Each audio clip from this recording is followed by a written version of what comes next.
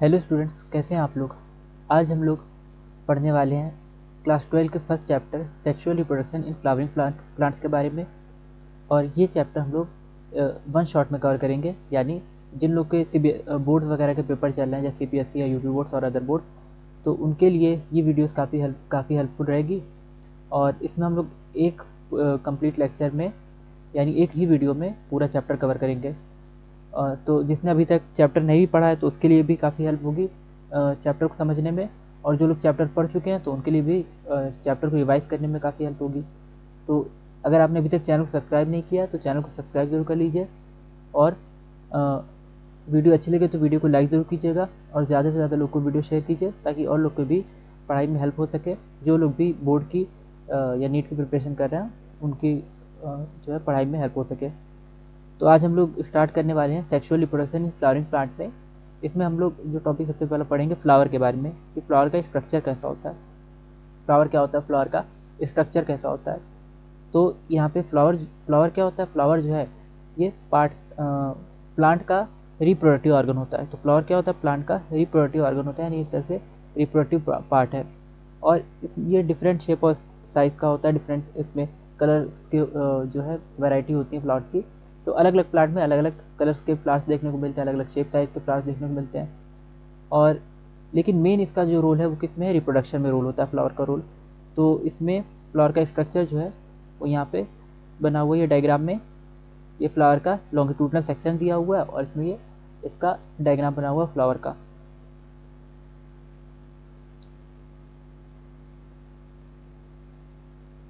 तो फ्लावर में जो हम लोग देखते हैं, फ्लावर में कितने पार्ट्स होते हैं, फ्लावर में 4 पार्ट्स होते हैं। कौन कौन से 4 पार्ट होते हैं, तो फ्लावर में होता है कैलिक्स, कोरोला, एंड्रोशियम और गाइनोशियम। ये 4 नाम आपको याद रखने हैं कि फ्लावर में 4 पार्ट्स कौन कौन से होते हैं, यहाँ पे लिखा होगा। ठीक है, ये सब चीज़ें इसमें लिखी रहती हैं।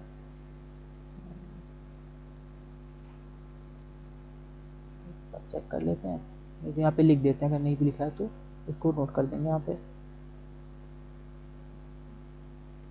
फ्लावर में 4 पार्ट्स में कैलिक्स है, कोरोला है, एंड्रोशियम और लिखा नहीं है यहाँ पे कहीं, या अभी दिख नहीं रहा है, इधर कहीं होगा, अभी हम लोग पढ़ेंगे तो उसमें दिख जाएगा। तो यहाँ पे क्या है, कैलिक्स, कैलिक्स यहाँ पे लिख देते हैं, कैलिक्स, कोरोला, ठीक है, कैलिक्स है और कोरोला है, ठीक है, एंड्रोशियम और गाइनोशियम, ये 4 पार्ट्स होते हैं। तो कैलिक्स है, कोरोला है, थोड़ा सा लिखने में प्रॉब्लम होती है इसमें, कोरोला शॉर्ट फॉर्म में लिख देते हैं, कैलिक्स, कोरोला, ठीक है, एंड्रोशियम ए और गाइनोशियम जी। तो ये 4 पार्ट होते हैं, कैलिक्स CALYX कैलिक्स, और कोरोला COROLLA कोरोला, एंड्रोशियम ए और जी गाइनोशियम, ठीक है। तो ये 4 पार्ट होते हैं। अब फ्लावर जो होता है, ठीक है, इसका जब स्ट्रक्चर हम लोग देखते हैं, और ये बोर्ड एग्जाम में काफ़ी पूछा जाता है कि फ्लावर का स्ट्रक्चर क्या होता है, उसके बारे में लिखना रहता है और डायग्राम बना रहता है। तो फ्लावर में जो है इसके नीचे सबसे पहले जो ये पार्ट होता है, इसकी डंडी जो होती है, ठीक है, यहाँ पे इसके ऊपर ये फिर थैलेमस का ये फिलामेंट है इसके नीचे सबसे पहले, और इसके ऊपर क्या है, थैलेमस है, तो इसका थैलेमस होता है। और थैलेमस के ऊपर फिर कैलिक्स यानी सेपल्स का एक ग्रुप होता है, ठीक है। जैसे आप फ्लावर देखते हैं तो फ्लावर में इस तरह से उसकी पंखुड़ी होती है ऊपर के साइड, और फ्लावर में नीचे के जैसे ऊपर पंखुड़ियाँ बनी हुई ना, इस तरह से पंखुड़ी इसकी होती है जिसको हम लोग पेटल्स बोलते हैं, ठीक। और इसके नीचे फिर छोटी छोटी पत्ती जैसा स्ट्रक्चर होता है, लीफ के जैसा, उसको बोलते हैं सेपल। और फिर इसके नीचे थोड़ा सोइलन पार्ट होता है, बेस जो होता है इसका फूला हुआ होता है, वो होता है इसका थैलेमस। और फिर इसके नीचे जो डंडी होती है उसकी फिलामेंट होती है।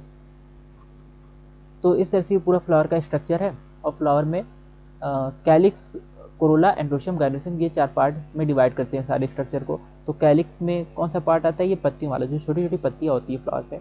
और इसका काम क्या होता है कि जब फ्लावर बर्ड स्टेज में होता है, ठीक है, तो उसकी प्रोटेक्शन करती है ना। जब हम लोग देखते हैं कली कोई दिखती है तो हरी हरी दिखती है कली, यानी कली जब खिल रही होती है उस टाइम पे कली को जो पत्तियाँ ढके रहती हैं वो उसकी कैलिक्स, बाद में जब फ्लावर खिल जाएगा तो ये पत्तियाँ क्या करेंगी, सेपल कहलाती हैं, और ये क्या बना लेती हैं, कैलिक्स बना लेती हैं। इनका पूरा जो ग्रुप होता है इसको हम लोग कैलिक्स बोलते हैं। तो सेपल जो होता है असल में ये क्या है, कली की जो पत्तियाँ होती है वही बाद में सेपल्स बन जाती हैं, और फिर वो कैलिक्स एक ग्रुप बना लेती हैं जिसको हम लोग कैलिक्स बोलते हैं। इसके बाद है कोरोला। कोरोला क्या होता है, ये पेटल्स का ग्रुप होता है। फ्लावर में जो पेटल्स होते हैं तो उनके पूरे ग्रुप को हम लोग, कई सारे पेटल्स होते हैं फ्लावर में, तो उस पूरे ग्रुप को कोरोला बोलते हैं। और फिर इसके बाद है स्टेमन। ठीक है, बहुत सारे स्टेमन्स भी फ्लावर में, अगर बाइसेक्सुअल है तो स्टेमन्स भी होंगे और पिस्टिल भी होंगे, यानी स्टेमन्स और पिस्टिल दोनों है तो ये बाइसेक्सुअल फ्लावर। तो इसमें दोनों दिख रहा है, स्टेमन भी है पिस्टिल भी। बाइसेक्सुअल फ्लावर ऐसी है, जैसे मटर का भी होता है बाइसेक्सुअल फ्लावर होता है, पी का। तो एंड्रोशियम, ठीक है, जो मेल पार्ट होता है उसको बोलते हैं एंड्रोशियम। मेल पार्ट को क्या बोलते हैं, एंड्रोशियम। इसके लिए यहाँ पे लिखे हैं। एंड्रोशियम में स्टेमन आता है, और स्टेमन में दो पार्ट होते हैं, एंथर और फिलामेंट। ठीक है, ऊपर का पार्ट स्टेमन ये हॉकी स्टिक जैसा होता है। ठीक है, ऊपर का पार्ट है इसका एंथर, और नीचे का पार्ट क्या है, फिलामेंट है। और इसमें दूसरा पार्ट क्या है, कार्पेल या पिस्टिल जिसको बोल रहे हैं। ठीक है, तो कार्पेल या पिस्टिल जो होता है ये गाइनोशियम होता है, ये फीमेल पार्ट होता है फ्लावर का। ठीक है, फ्लावर का मेल पार्ट है एंड्रोशियम और फीमेल पार्ट है गाइनोशियम। इसमें जो है स्टिग्मा, स्टाइल और ओवरी, ये 3 पार्ट में डिवाइडेड होता है। ऊपर का पोर्शन जो है इसका ये स्टिग्मा है, और इसके नीचे ये डंडी है, स्टाइल है, और ये जो गोल गोल वाला पार्ट है ये पूरा, ठीक है, ये ओवरी है। इसी में एक्सेल वगैरह प्रेजेंट होती है। तो इस तरह से 3 पार्ट में डिवाइड होता है कार्पेल या पिस्टिल जो है, स्टिग्मा, स्टाइल और ओवरी। ठीक है, और जो स्टेमन होता है वो 2 पार्ट में डिवाइड होता है, एंथर और फिलामेंट। ठीक है, ये एंथर ये फिलामेंट। तो इस तरह से ये पूरा एक फ्लावर बनता है। फ्लावर में क्या क्या पार्ट है, सबसे पहले इसका फिलामेंट है फ्लावर का। ठीक है, पेडंकल भी बोल देते हैं इसको। और फिर इसके ऊपर थैलमस है, फिर उसके ऊपर सेपल्स हैं, और सेपल्स के बाद इसके ऊपर क्या है, पेटल्स हैं, और पेटल्स के बाद एंड्रोशियम और गाइनोशियम है। ठीक है, एंड्रोशियम मेल पार्ट है और गाइनोशियम फीमेल पार्ट है। अच्छा, यहाँ पे एक चीज़ आती है कि इसमें पेटल का क्या रोल है। पेटल जो होता है ये पॉलिनेशन में हेल्प करता है। ठीक है, पॉलिनेशन जब होता है, इनके पॉलन ग्रेन एक फ्लावर से दूसरे फ्लावर पे जाते हैं, क्योंकि रिप्रोडक्शन जब होगा तो इनके गैमेट एक फ्लावर से दूसरे फ्लावर पे जाएंगे, यानी मेल गैमेट जो होता है वो दूसरे फ्लावर पे जाएगा और वहाँ पे फीमेल गैमेट से रिप्रोडक्शन करेगा, फर्टिलाइजेशन करेगा। तो इसमें पेटल जो होते हैं, पेटल क्या काम करते हैं, ये इंसेक्ट्स को अट्रैक्ट करते हैं। बहुत अच्छी खुशबू इसमें से आती है, फ्रेग्रेंस आती है, और बहुत अच्छे कलर के होते हैं, तो उससे इंसेक्ट जो होते हैं अट्रैक्ट होते हैं। तो पेटल जो होते हैं पॉलिनेशन में हेल्प करते हैं। और एंड्रोशियम और गाइनोशियम तो डायरेक्ट इन्वॉल्वमेंट है इनके फर्टिलाइजेशन में। इसके बाद इसमें पेटल्स हैं, ठीक है, और सेपल्स हैं। सेपल्स जो हैं इसकी बर्ड फॉर्म में, जब ये बर्ड स्टेज में है तो उसमें इसके क्या कर रही है, प्रोटेक्शन कर रही है फ्लावर की, सेपल्स जो होती हैं। और इसके बाद है यहाँ पे इसका थैलमस वगैरह और पेडंकल, ये इसका सपोर्टिंग स्ट्रक्चर है। तो ये पूरा फ्लावर का स्ट्रक्चर जो एग्जाम में आता है, बनाना भी आता है उसको, उसके बारे में डिस्क्राइब भी करना रहता है। नेक्स्ट इसके बाद जो है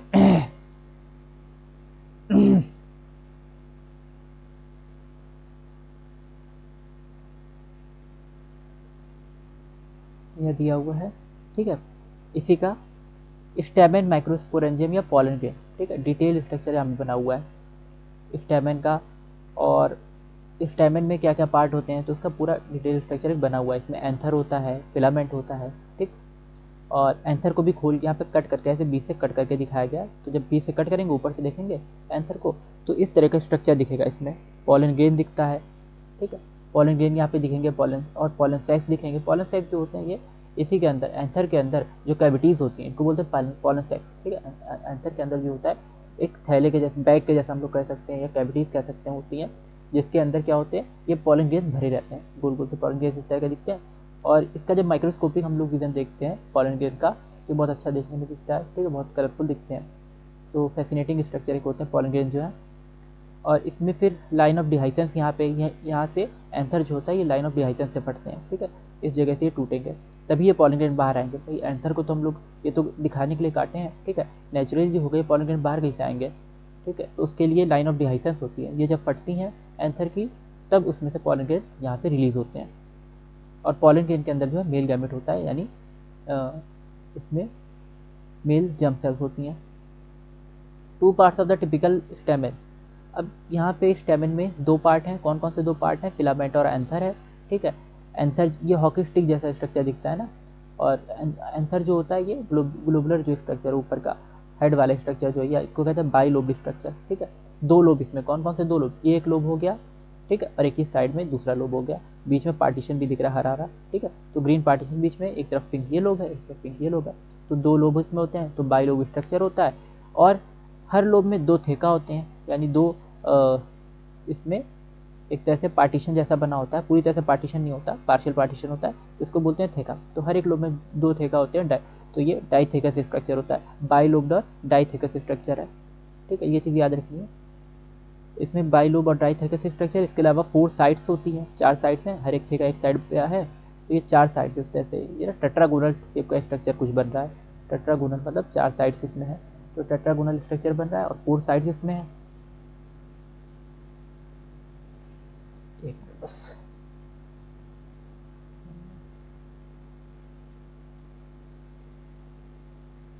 और क्या है, तो ये जो पॉलन सेक्स इसके हैं, इसमें एंथर के अंदर जो पॉलन सेक्स है, ये असल में इसके क्या है, ये जो है इसके माइक्रोस्पोरेंजिया है, यानी इसके अंदर माइक्रोस्पोर्स बनेंगे।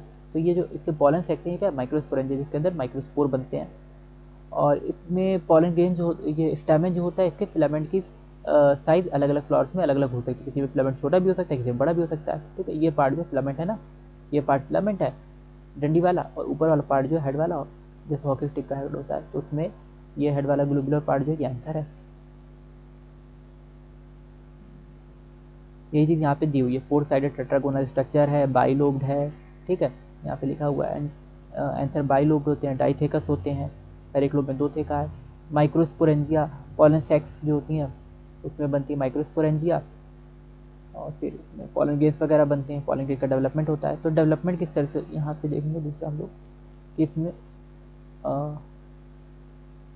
माइक्रोस्पोरेंजियम का स्ट्रक्चर जो है, डिटेल स्ट्रक्चर माइक्रोस्पोरेंजियम का किस तरह का होता है। तो माइक्रोस्पोरेंजियम का डिटेल स्ट्रक्चर देखने के लिए इसका डायग्राम यहाँ पे है। ठीक है, तो इसको देखना पड़ेगा डायग्राम को, इसका डायग्राम किस तरह का है माइक्रोस्पोरेंजियम का, ये पूरा डायग्राम बना हुआ है ना। जब एंथर को कट करके देखना इसी तरह का दिख रहा है, टेट्रागोनल स्ट्रक्चर दिख रहा है। ठीक है, ये टेट्रागोनल पूरा स्ट्रक्चर बन गया 4 साइड वाला, और इसमें हर एक साइड पे एक थेका है ना। बाइलोब स्ट्रक्चर, 2 लोब इसमें बने हुए, इधर के साइड एक लोब, एक लोब पूरा इधर के साइड वाला। और इसमें जो है सबसे बाहर की लेयर क्या होती है, एपिडर्मिस होती है। तो ये पूरा माइक्रोस्पोरेंजिया का स्ट्रक्चर ही है। माइक्रोस्पोरेंजिया मतलब जिसमें माइक्रोस्पोर बनेंगे। माइक्रोस्पोर क्या होते हैं, मेल गैमेट होते हैं, तो याद रखना माइक्रोस्पोर मेल गैमेट होते हैं। और माइक्रोस्पोरेंजिया में माइक्रोस्पोर यानी मेल गैमेट बनते हैं, जो कि पॉलन ग्रेन के थ्रू कैरी होते हैं बाद में फीमेल फ्लावर तक। अब यहाँ पे क्या है, इसके सबसे ऊपर की लेयर जो आउटर मोस्ट लेयर है, ये एपिडर्मिस है। तो सबसे ऊपर की लेयर या आउटर मोस्ट लेयर क्या है, एपिडर्मिस है। उसके अंदर क्या है, एंडोथीशियम की लेयर है, एपिडर्मिस के अंदर एंडोथीशियम। तो ये याद रहेगा, सबसे ऊपर की सिंगल लेयर एपिडर्मिस है, इसके नीचे की लेयर एंडोथीशियम है, इसके अंदर की 2 लेयर से क्या है, मिडिल लेयर है। ठीक है, तो एपिडर्मिस, एंडोथीशियम और फिर मिडिल लेयर। फिर इसके अंदर होती है टैप्टम की लेयर। टैप्टम की लेयर जो होती है, ये माइक्रोस्पोर को न्यूट्रिशन प्रोवाइड करती है, या हम कह सकते हैं माइक्रोस्पोर मदर सेल, और माइक्रोस्पोर जब डेवलप हो रहा है तो उसको न्यूट्रिशन प्रोवाइड करती है। तो इस तरह से ये काट के दिखाया गया, इसके स्ट्रक्चर को, एक थीका को इसने काटा है, कट किया है। ठीक है, और उसको अच्छे से यहाँ पे दिखाया गया खोल के कि इसमें क्या क्या चीज़ें होती हैं। सबसे पहले हमने देखा कि एंथर के अंदर क्या क्या चीज़ें हैं। एंथर में एपिडर्मिस, एंडोथीशियम इसमें भी दिख रही थी, बाहर की लेयर एपिडर्मिस है, उसके अंदर की एंडोथीशियम है। ठीक है, बाहर की जो डार्क ग्रीन लेयर बनी है ये एपिडर्मिस है, और इसके अंदर एंडोथीशियम है। फिर उसके अंदर मिडिल, यहाँ पे दी है मिडिल लेयर। ठीक है, मिडिल लेयर है उसके अंदर, और फिर उसके अंदर क्या है, टैप्टम है। ठीक है, टैप्टम के अंदर स्पोरोजेनस टिश्यू है। स्पोरोजेनस टिश्यू मेन होता है, माइक्रोस्पोर मदर सेल इसी में होती है, और ये माइक्रोस्पोर बनाती हैं। तो स्पोरोजेनस टिश्यू होता है, यही स्पोर बनाने में हेल्पफुल होता है। तो माइक्रोस्पोर मदर सेल है, और ये डायग्राम भी है।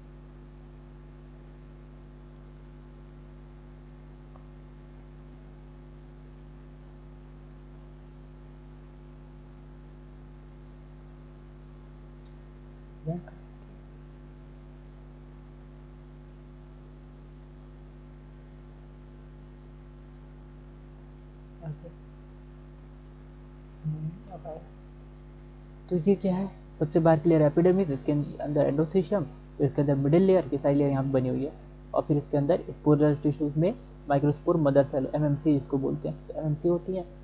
और फिर टैप्टम, इसके बाहर की लेयर जो टैप्टम माइक्रोस्पोर, यानी मिडिल लेयर के अंदर टैप्टम, फिर उसके अंदर माइक्रोस्पोर मदर सेल। और टैप्टम का वर्क क्या होता है, टैप्टम का काम क्या है, टैप्टम जो होती है माइक्रोस्पोर मदर सेल को न्यूट्रिशन प्रोवाइड करती है।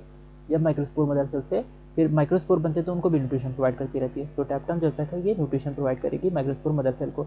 इसके अलावा टैप्टम स्पोरोपोलिनिन का मटेरियल भी सिक्रेट करती है, ठीक है। तो स्पोरोपोलिनिन जो होता है ये जो मटेरियल है ये पॉलन ग्रेन को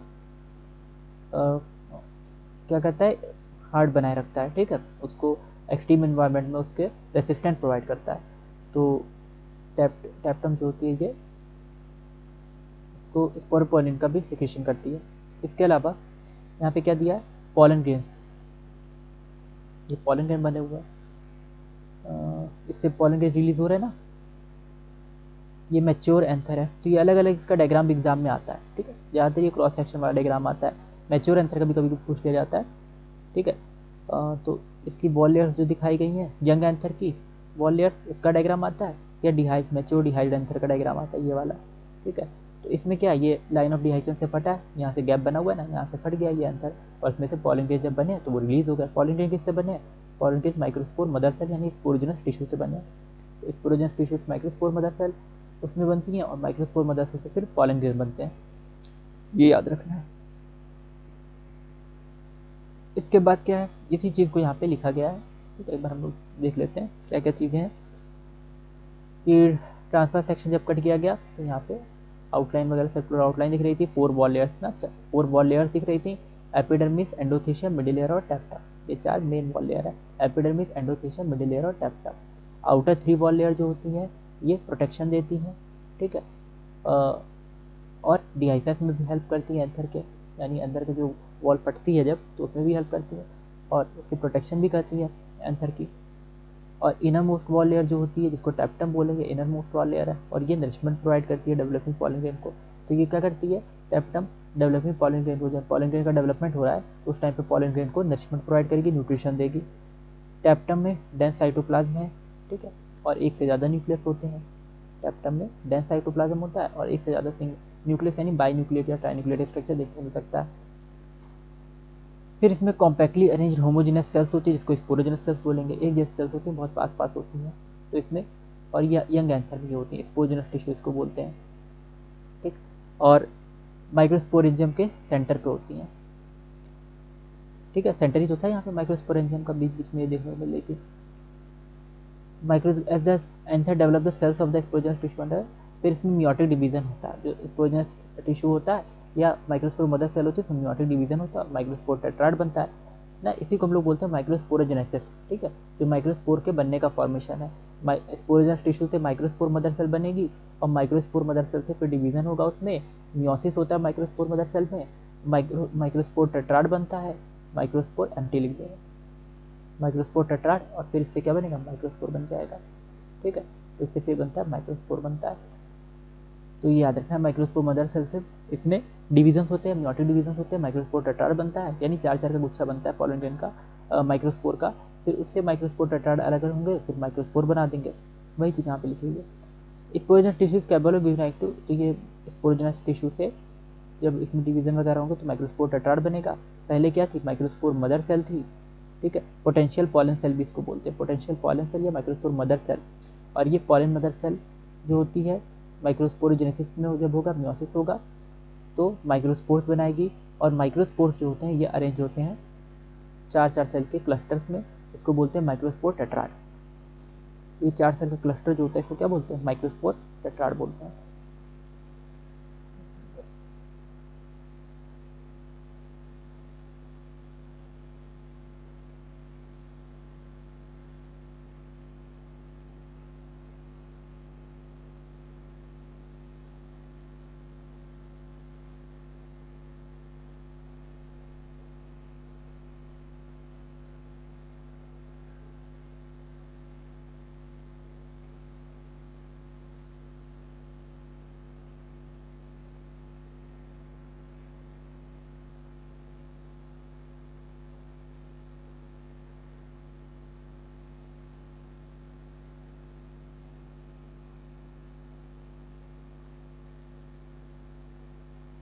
तो माइक्रोस्पोरोजेनेसिस जो है इसमें स्पोरोजेनस टिश्यू से माइक्रोस्पोर मदर सेल और माइक्रोस्पोर मदर सेल में मियोटिक डिवीजन होंगे। Meiotic division microspore mother cell से फिर पॉलन टेट्राड बनते हैं। तो वही चीज़ यहाँ पे लिखी हुई है ना, पॉलन टेट्राड जो बन रहा है माइक्रोस्पोर टेट्राड ये बनते हैं।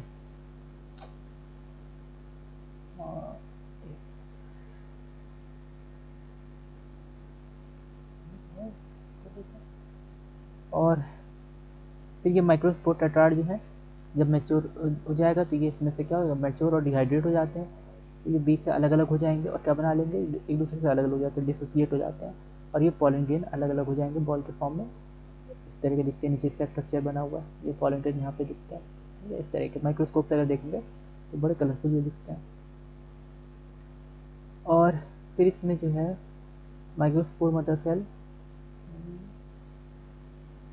अच्छा पॉलन ग्रेन जो होता है इसमें मेल गैमेटोफाइट, ठीक है, ये क्या होता है, मेल गैमेटोफाइट होता है, ये चीज़ याद रखेंगे। यानी मेल गैमेट को कैरी कर रहा है और तो इसको मेल गैमेटोफाइट बोलते हैं। ये मेल गैमेट को कैरी कर रहा है और इसमें जैसे हिबिस्कस का एंथर्स जो होते हैं, ठीक है, तो वहाँ पे येलोइश पाउडरी पॉलन ग्रेन देखने को मिलता है। ये सब चीज़ें बहुत सारी चीज़ें इसमें, लेकिन हम लोग पॉलन ग्रेन का स्ट्रक्चर देखते हैं कि पॉलन ग्रेन का ये सब बाहर से देखने में इस तरह का दिखेगा, अलग अलग स्ट्रक्चर दिया हुआ है, प्योर पॉलन ग्रेन दिखा है ना, तो बाहर से देखने में ये अलग अलग तरह का दिखेगा इस तरह का। और जब इसका हम लोग क्रॉस सेक्शन, ये टेट्राड दिया हुआ माइक्रोस्पोर टेट्राड, ठीक है, फिर ये इसमें क्या होगा, ये डिहाइड्रेट होगा, मैच्योर हो जाएगा तो पॉलन ग्रेन अलग अलग हो जाएंगे।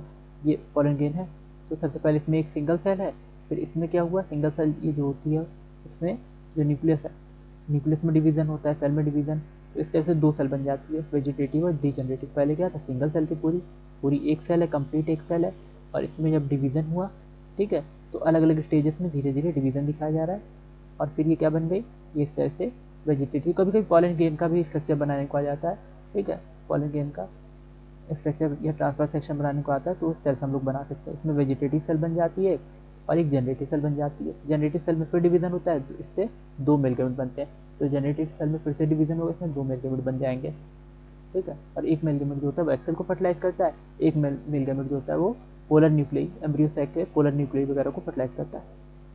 तो वेजिटेटिव सेल एक बनी, एक जनरेटिव सेल ना, ये माइटोसिस ये बन रहा है। हम लोग जानते हैं कि जब माइटोसिस सेल डिवीजन होता है तो सेल डिवीजन में क्या होता है, माइटोसिस में जब सेल डिवीजन होता है एक सेल से दो सेल बन जाती है। तो यहाँ पे एक सिंगल सेल थी इस पर पॉलन ग्रेन में, इससे ये दो वेजिटेटिव, एक वेजिटेटिव सेल बन गई, एक जनरेटिव बन गई। वेजिटेटिव सेल बड़ी होती है और जनरेटिव सेल इस तरह से छोटी सी दिखती है। और ये बीच में पार्टीशन दिख रहा है ना, बीच में पार्टीशन इस तरह से बन जाता है। थोड़ा सा इसको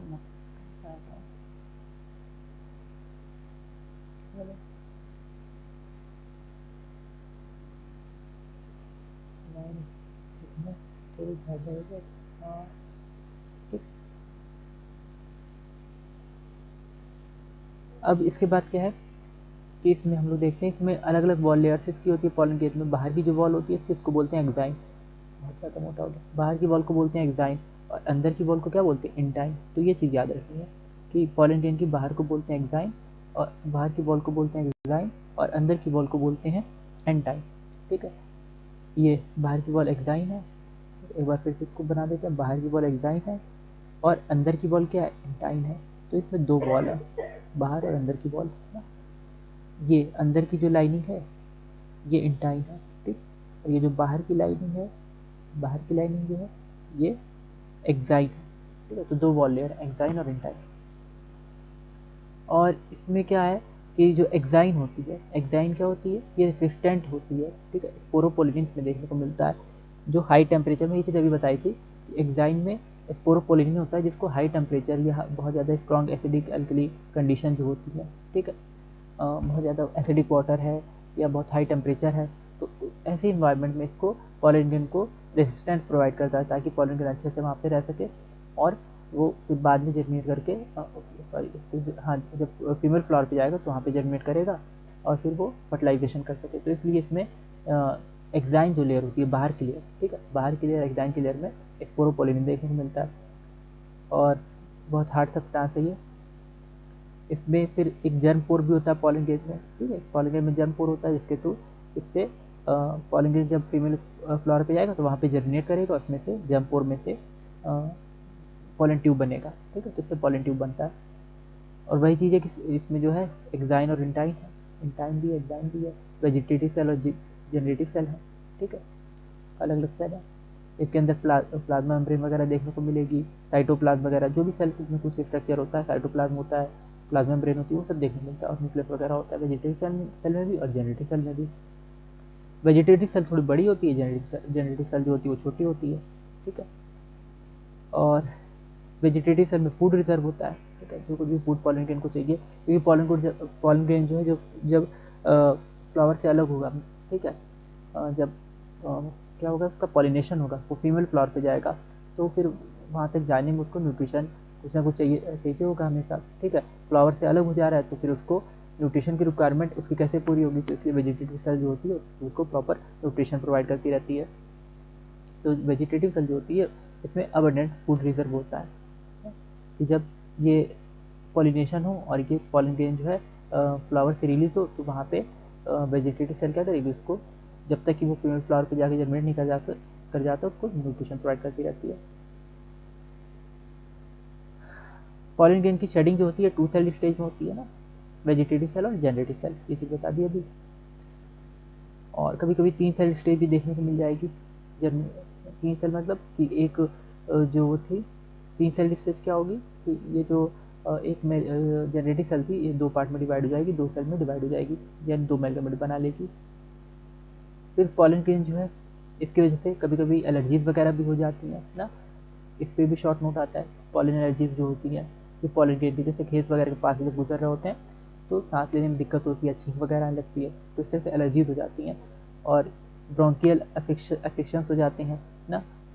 और ज़्यादा टाइम अगर कोई खेत के आसपास रहता है, फील्ड वगैरह के आसपास गाँव देहात में, तो उसको क्रॉनिक रेस्पिरेटरी डिसऑर्डर्स भी हो सकते हैं, अस्थमा, ब्रोंकाइटिस, ये सब देखने को मिल सकता है। ये सब रेस्पिरेटरी क्लास 11 में रेस्पिरेटरी जो डिसीजेज होती हैं उनमें भी ये सब चीज़ इसके बारे में शॉर्ट नोट रहता है, अस्थमा और ब्रोंकाइटिस, ठीक। तो ये लंग का एक तरह का इन्फेक्शन है, इसमें लंग या रेस्पिरेटरी ट्रैक्ट जो होता है वो इन्फेक्टेड हो जाता है पॉलन ग्रेन की वजह से, और एक एलर्जी के सिम्टम क्रिएट हो जाते हैं, अच्छी खांसी आती है, फीवर आता है, ये सब प्रॉब्लम हो जाती है। पार्थेनियम एक कैरेट ग्रास होती है, ठीक है, ये विदेश से इंडिया में किसी तरह आ गई थी वीट के साथ। पहले जब वीट का इंपोर्ट होता था इंडिया में तो पार्थेनियम या कैरेट ग्रास आ गई थी, तो ये इसके पॉलन भी बहुत ज़्यादा एलर्जी क्रिएट करते हैं, ठीक है। पार्थेनियम या कैरेट ग्रास के जो पॉलन होते हैं ये भी एलर्जी क्रिएट करते हैं। पॉलन ग्रेन के बहुत सारे प्रोडक्ट भी बनाए जाते हैं, अलग अलग प्रोडक्ट हमको देखने को मिल रहे हैं यहाँ पे पॉलन ग्रेन के, ठीक है। और इसको सप्लीमेंट की तरह से लेते हैं एथलीट्स वगैरह जो होते हैं, या रेस के लिए जो हॉर्सेस होते हैं तो उनको सप्लीमेंट के तौर पे एथलीट्स और रेस के हॉर्सेस को दिया जाता है पॉलन को, ठीक है। तो पॉलन एक तरह से फूड की तरह से भी इस्तेमाल हो रहा है, ब्यूटी प्रोडक्ट में भी इस्तेमाल होता है, पॉलन की टैबलेट्स हैं ना, पॉलन की सिरप है, पॉलन के बहुत सारे प्रोडक्ट आते हैं पॉलन के। और ये इसका जो है हेल्थ क्या है, इसका हेल्थ में भी बेनिफिट होता है, ठीक है, अच्छी हेल्थ भी मेंटेन करके रखती है ये पॉलन ग्रेन जो अच्छी हेल्थ मेंटेन करके रखता है। और यानी फूड सप्लीमेंट की तरह से भी इसको ले सकते हैं, और ब्यूटी प्रोडक्ट में भी हेल्पफुल होता है, सिरप के फॉर्म में भी है, टैबलेट में भी है। नेक्स्ट इसके बाद क्या है, कुछ पॉलन ग्रेन होते हैं बहुत ज़्यादा वायबल होते हैं और कुछ बहुत कम वायबल होते हैं, यानी कुछ पॉलन ग्रेन होते हैं बहुत लंबे टाइम तक उसमें जर्मिनेशन की कैपेबिलिटी रहती है ना, और कुछ होते हैं उसमें बहुत कम टाइम तक जर्मिनेशन की कैपेबिलिटी रहती है, ज़्यादा दिन वो नहीं चल पाते हैं, बहुत जल्दी ख़राब होने लग जाते हैं। तो ये इसको बोलते हैं वायबिलिटी, पॉलन वायबिलिटी। तो पॉलन जैसे कुछ हैं वो 30 मिनट तक वायब, जैसे रोज़ के हो गया या लेगुमिनेसी दाल वगैरह के जो पॉलन होते हैं, ठीक है, गुलाब के होते हैं, या गेहूँ वगैरह के जो इसके बैंगन वगैरह के होते हैं, टमाटर के जो पॉलन होते हैं, तो इसमें इनकी वायबिलिटी बहुत ज़्यादा होती है। सोलनेसी में आते हैं ना, रोजेसी, लेगुमिनेसी और सोलनेसी, इनके प्लांट जितने भी होते हैं इनमें 30 मिनट की वायबिलिटी पॉलन की होती है। इसमें मंथ्स की वायबिलिटी होती है ना, 30 मिनट नहीं, इसमें मंथ्स की वायबिलिटी होती है, ठीक है। तो रोजेसी यानी कुछ महीने तक ये चल जाते हैं, गुलाब के, दालों के, और यानी रोजेसी, लेगुमिनेसी और सोलनेसी फैमिली जो होती है, तो ये कुछ महीनों तक इनके पॉलन चल जाते हैं। जबकि चावल और गेहूँ, ठीक है, चावल और सिर्फ गेहूँ के सिर्फ ये 30 मिनट तक चलते हैं ना, इनकी ज़्यादा वायबिलिटी नहीं होती, यानी 30 मिनट तक अगर पॉलन फीमेल फ्लावर पे नहीं गया तो क्या हो जाएगा, पॉलन बेकार हो जाएगा, फिर वो फर्टिलाइजेशन नहीं कर पाएगा और फिर उससे सीड नहीं बनेगा। तो पॉलन जो है पॉलन ही से तो क्या होगा, पॉलन जब फर्टिलाइजेशन करेगा उसका मेल गैमेट जो है फीमेल गैमेट को, तब जाके वहाँ पे फुल स्क्रीन में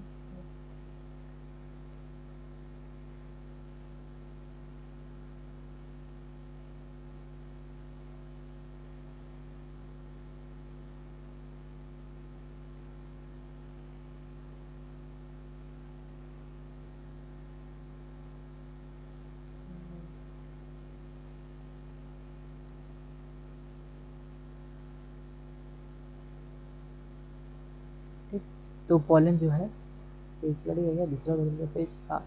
तो 30 मिनट क्या होती है, कई महीनों की वाइबिलिटी होती है रोजेसी, लेगुमिनेसी और सोलनेसी में, और राइस और वीट में 30 मिनट की वाइबिलिटी होती है पॉलन की। और इसके बाद है हम लोग पॉलन को स्टोर करके भी रख सकते हैं, ठीक है, जैसे लिक्विड नाइट्रोजन वगैरह का यूज़ किया जाता है पॉलन को स्टोर करने में ना। बहुत डीप फ्रीजर्स जो होते हैं, कोल्ड स्टोरेज वगैरह होते हैं, उसमें पॉलन को जो है क्रायो बैंक्स भी बोलते हैं। तो क्या बोलते हैं, क्रायो बैंक, तो उनमें भी प्रिजर्व करके रखा जाता है पॉलन ग्रेन को। इन फ्यूचर उसका यूज़ अगर जो भी करना हो, मेडिसिन वगैरह बनाने के लिए, कुछ भी करने के लिए, तो हम लोग उसका यूज़ कर सकते हैं पॉलन का। तो स्पीसीज़ के मेंटेनेंस में भी इसका यूज़ हो सकता है, क्रॉप ब्रीडिंग में भी, ठीक है, सीड बैंक वगैरह में रखते हैं, क्रॉप ब्रीडिंग प्रोग्राम में भी इसका यूज़ हो सकता है। तो पॉलन बैंक्स वगैरह भी बनाए जाते हैं ना। पॉलन बैंक बनाए जाते हैं, किसमें रखा जाता है, लिक्विड नाइट्रोजन। लिक्विड नाइट्रोजन बहुत ठंडी होती है, तो उसमें स्टोर करके रखा जाता है पॉलन को, पॉलन ग्रेन को, जिससे कि पॉलन ग्रेन खराब नहीं होता। इसके बाद है megasporangium, ovule and embryo sac, ठीक है, यानी जो फीमेल पार्ट होता है फ्लावर का, जिसको हम लोग पिस्टिल बोलते हैं, क्या बोलते हैं, पिस्टिल बोलते हैं, कार्पल बोलते हैं। और इसमें मेगास्पोरेंजियम या ओव्यूल होता है, जिस तरह से स्टेमन में क्या था, माइक्रोस्पोरेंजियम था, पिस्टिल में मेगास्पोरेंजियम होता है। मेगास्पोरेंजियम मेगास्पोर बनाता है, मेगास्पोर मतलब एग सेल, एग सेल जो होती है बड़ी होती है, इसलिए मेगास्पोर बोलते हैं। और मेगास्पोर बनाने वाले पार्ट को क्या बोलते हैं, मेगास्पोरेंजियम। और मेगास्पोरेंजियम जिस चीज़ के अंदर होता है उसको क्या बोलते हैं, ओव्यूल। ओव्यूल के किसके अंदर होता है, एम्ब्रियोसाइक के अंदर होता है। तो पूरा ये स्ट्रक्चर याद रखना है। यहाँ पे क्या क्या स्ट्रक्चर है एक बार देख लेते हैं। अब ये जो है गाइनोशियम जो होता है ना, ये फीमेल रिप्रोडक्टिव पार्ट है फ्लावर का, ठीक है? ये सारी बातें गाइनोशियम के अंदर ही होती है, यानी फीमेल रिप्रोडक्टिव पार्ट जो होता है फ्लावर का, गाइनोशियम जिसको हम लोग बोलते हैं। तो इसमें सिंगल पिस्टिल या मोनोकार्पेलरी कंडीशन देखने को मिलती है, और एक से ज़्यादा भी पिस्टिल या कार्पल देखने को मिल सकते हैं, जिसको हम लोग बोलते हैं मल्टी कार्पलरी कंडीशन।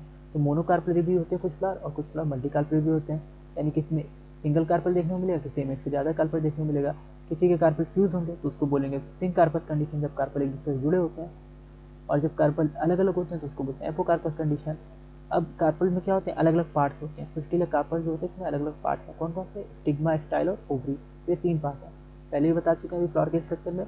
स्टिग्मा जो होता है ये क्या काम करता है, इस पर पॉलन ग्रेन आके लैंड करता है, ठीक है। दूसरी जगह से पॉलन ग्रेन जब आएगा, हवा से उड़ते हुए कोई इंसेक्ट लेके आएगा, तो स्टिग्मा पे आके लैंड कर जाता है, ठीक है। यहाँ पे बना के इस तरह से स्टिग्मा पे आके लैंड कर जाएगा, और फिर एक ये पॉलन ट्यूब बनाएगा, ठीक है। तो इसके बाद इलोंगेटेड स्ट्रक्चर जो होता है वो क्या होता है, इलोंगेटेड सिलेंडर पार्ट, इसको हम लोग बोलते हैं स्टाइल, क्या बोलते हैं, स्टाइल, ठीक है। स्टिग्मा के बाद आता है स्टाइल, स्टिग्मा के बाद स्टाइल, ये वाला जो है नेक वाला, ठीक है। जब पॉलन ग्रेन स्टिग्मा पे आया तो अब वो यहाँ से क्या करेगा, एक पॉलन ट्यूब बना लेगा इस तरह से, ठीक है। पूरा पॉलन ट्यूब नीचे के साइड बनाएगा, पॉलन ट्यूब बनाएगा, नीचे के साइड जाएगा, और फिर ये इधर से जब आएगा ओवरी के अंदर, तो ये इसको एम्ब्रियो सैक को फर्टिलाइज करता है, ठीक है। इस तरह से पूरा होता है। ये पॉलन ट्यूब आया, यहाँ पे पॉलन ग्रेन आया था, स्टिग्मा पे लैंड किया था, पहले आके बैठेगा स्टिग्मा पे, फिर पॉलन ट्यूब, क्योंकि जर्म पोर उसमें होता है तो उससे वो पॉलन ट्यूब जर्मिनेट करके बनाता है। पॉलन ट्यूब जो होता है वो स्टाइल के थ्रू आगे बढ़ता रहता है, एक पाइप के जैसे स्ट्रक्चर है, और आगे बढ़ता जाएगा, और फिर ये ओवरी में जाएगा। ओवरी को यहाँ पे इनलार्ज करके एम्ब्रियो सैक वगैरह दिखाया गया। तो ये पॉलन ट्यूब आगे बढ़ा और फिर किस में चला गया, एम्ब्रियो सैक में चला गया, वहाँ पे फर्टिलाइजेशन काम करेगा। तो स्टाइल जो होता है इलोंगेटेड पार्ट है, और ये उसके पैसेज में हेल्प करता है पॉलन ट्यूब के, ठीक है। फिर इसके बाद ओवरी आती है। ओवरी जो होती है बेसल बल्ज पार्ट होती है पिस्टिल का ना, नीचे का फूला हुआ पार्ट जो होती है वो ओवरी होती है। ये फीमेल का कार्पेल या पिस्टिल का जो है नीचे का फूला हुआ जो पार्ट है ओवरी, ठीक है। इसमें जो है बल्ज पार्ट, इसको कैरासोलन पार्ट है, इसमें आके एम्ब्रियो सैक से फिर फर्टिलाइजेशन होगा एक्सेल से।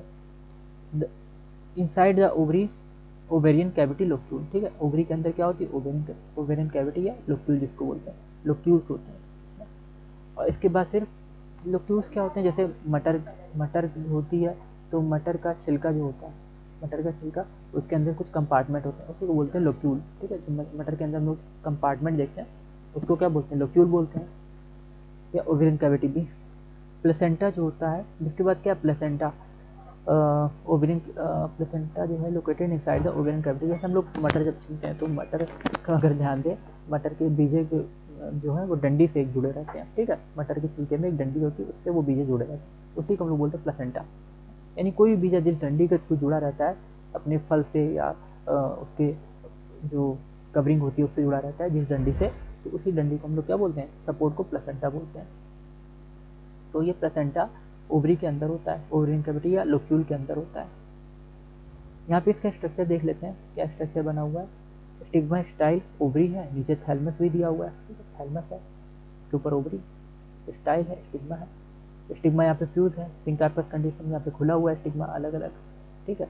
यहाँ पे क्या है, कार्पल फ्यूज था, सिंकार्पस यहाँ पे एपोकार्पस कंडीशन है, कार्पल अलग अलग है, ठीक है, फ्यूज नहीं है। और इसके बाद ये वाली कंडीशन जो देखने ये पहला हिबिस्कस का पिस्टिल है, ठीक है, याद रखना ये पिस्टिल किसका है, हिबिस्कस का है, यहाँ पर लिखा हुआ है।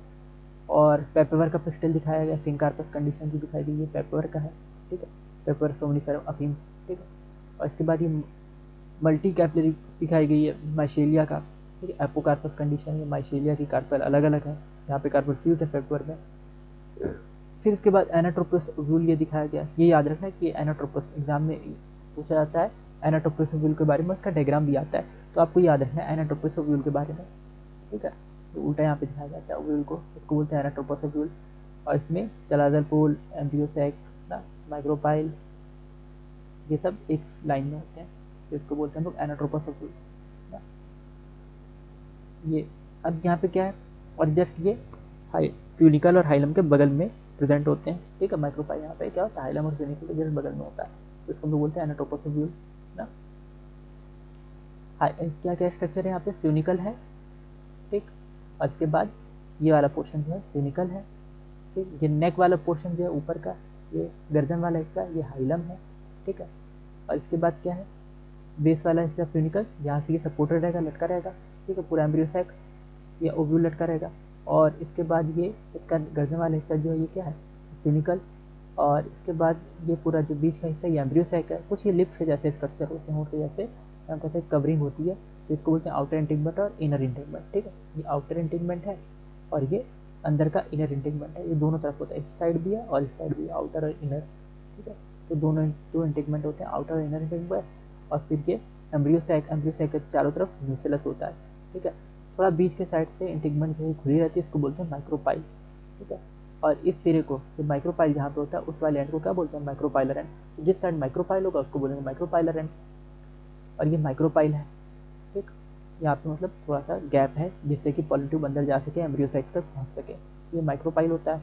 और इसके बाद ये एम्ब्रियोसैक है, एम्ब्रियोसैक के अंदर क्या होते हैं, एम्ब्रियोसैक के अंदर एक्सेल होती है, ठीक है।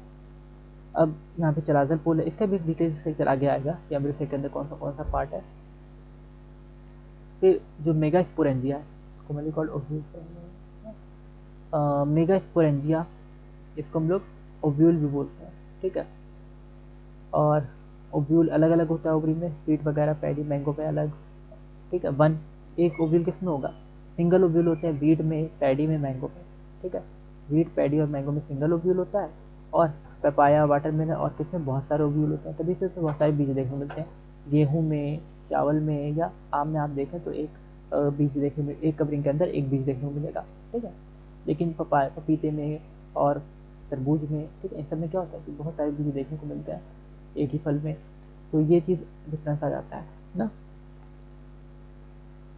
इसका स्ट्रक्चर समझ में आ गया, ठीक है। स्ट्रक्चर किस तरह से बनेगा, हाइलम और फ्यूनिकल, फिर माइक्रोपाइलर पोल इस साइड को बोल रहे हैं, फिर इस पर दो इंटीगमेंट, आउटर और इनर इंटीगमेंट, और एम्ब्रियोसैक है, ठीक है।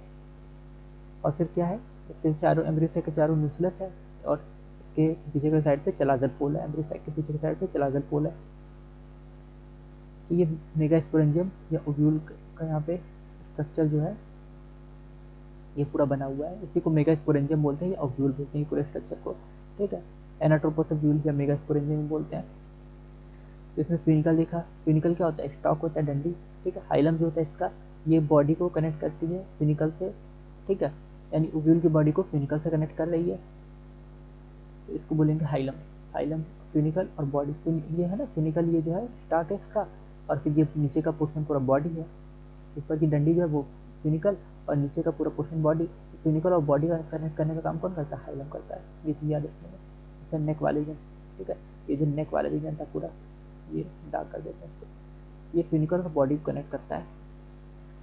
फिर इसके बाद क्या है, हाइलम जंक्शन बनाता है ओव्यूल और फ्यूनिकल के बीच में, ठीक है।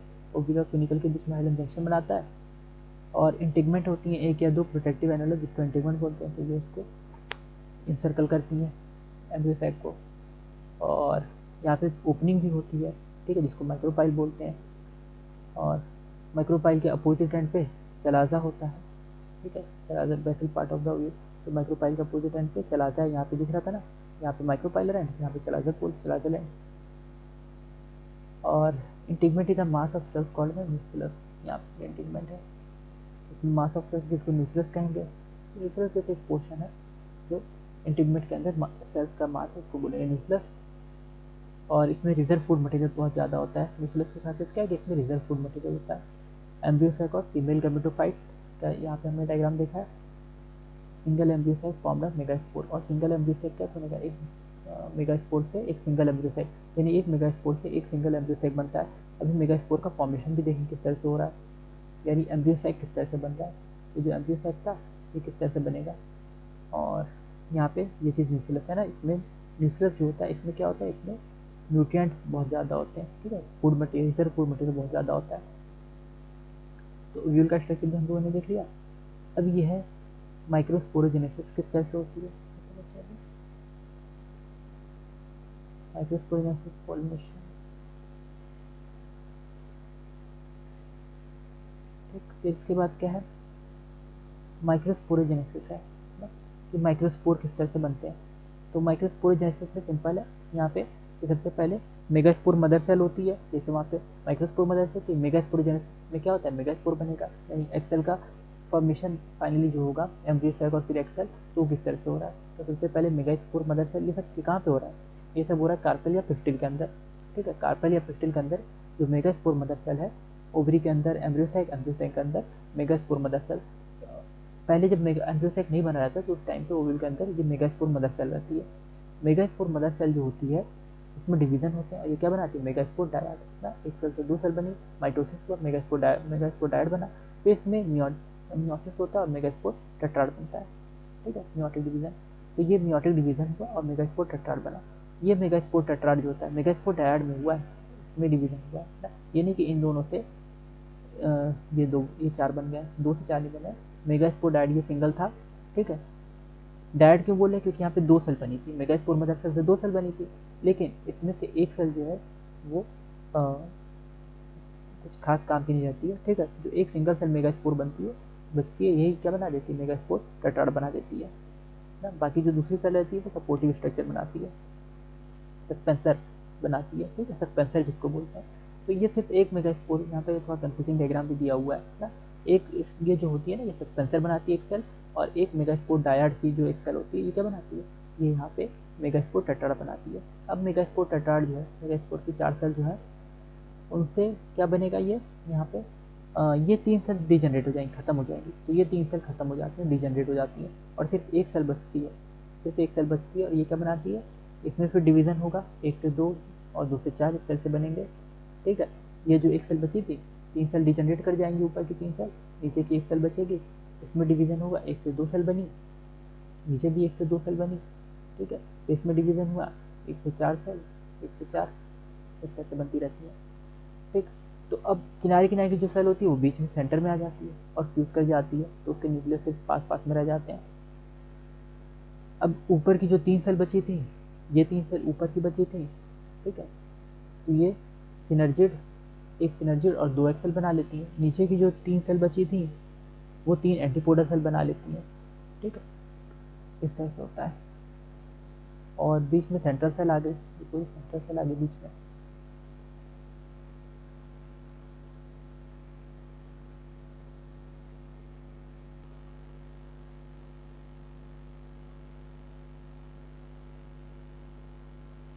तीन सेल जो है यहाँ पे इसके बाद देखते हैं क्या हुआ, मेगास्पोर मतलब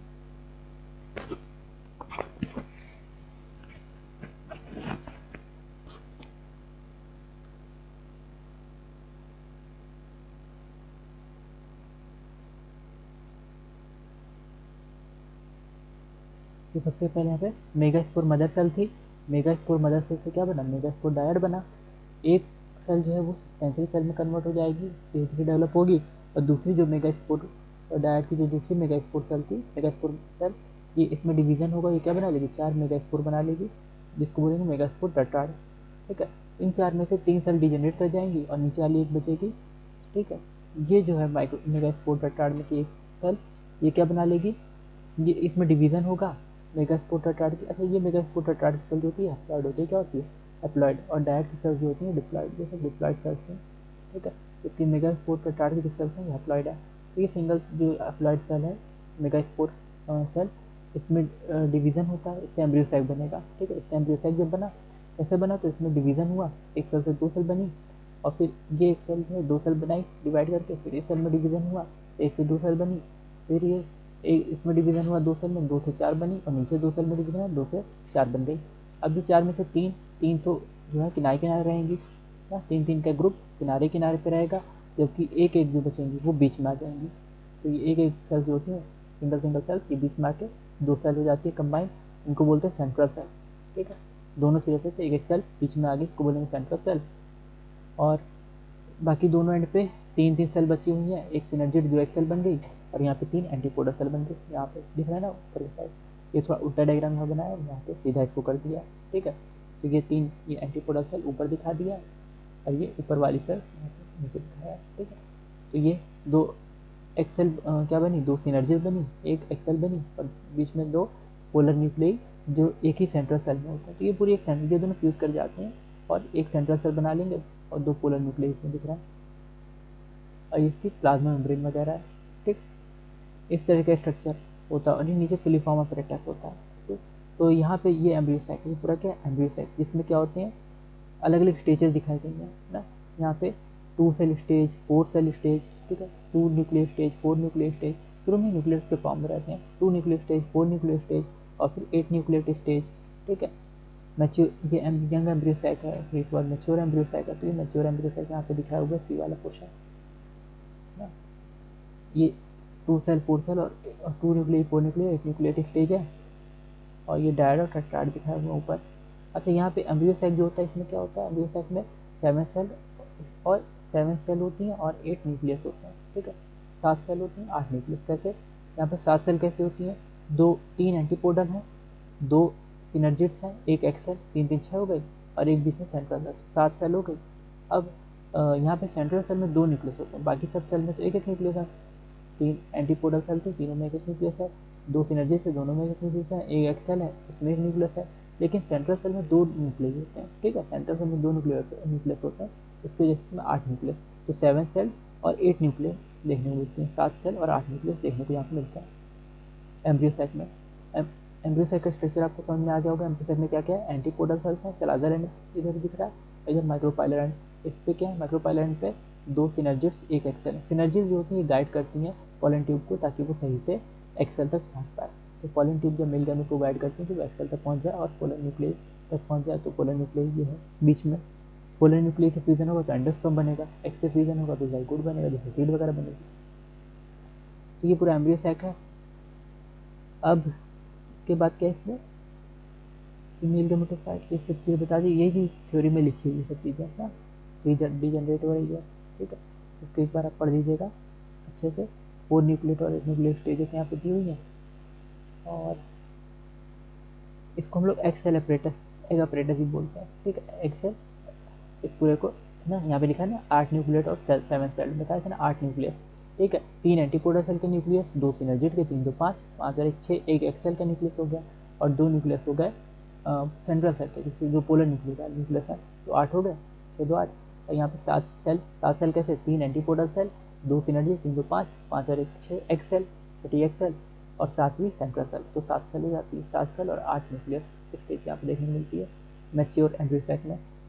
और ये पूरा जो एग अपरेटस होता है, ये एक्सेल और सिनर्जिस ये मिलकर क्या बनाते हैं, ये पूरा एग अपरेटस होता है। ठीक है, नीचे वाला पूरा जो बन रहा है।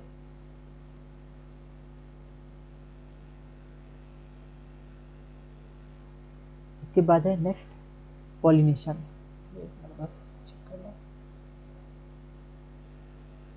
पॉलिनेशन क्या होता है, सिंपल अगर हम लोग समझे पॉलिनेशन को, तो मेल गैमेट को फीमेल गैमेट तक कैरी करने का प्रोसेस होता है, हम लोग बोलते हैं पॉलिनेशन। ठीक है, मेल गैमेट को फीमेल गैमेट तक कैरी करने का जो प्रोसेस होता है।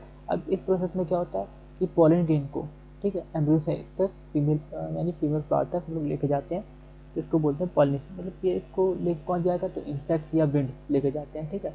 तो पॉलन ग्रेन जैसे बना एंथर पे क्या बना, ये जैसे एंथर है, ठीक है, इस पे बना पॉलन ग्रेन, एंथर पे बना पॉलन ग्रेन।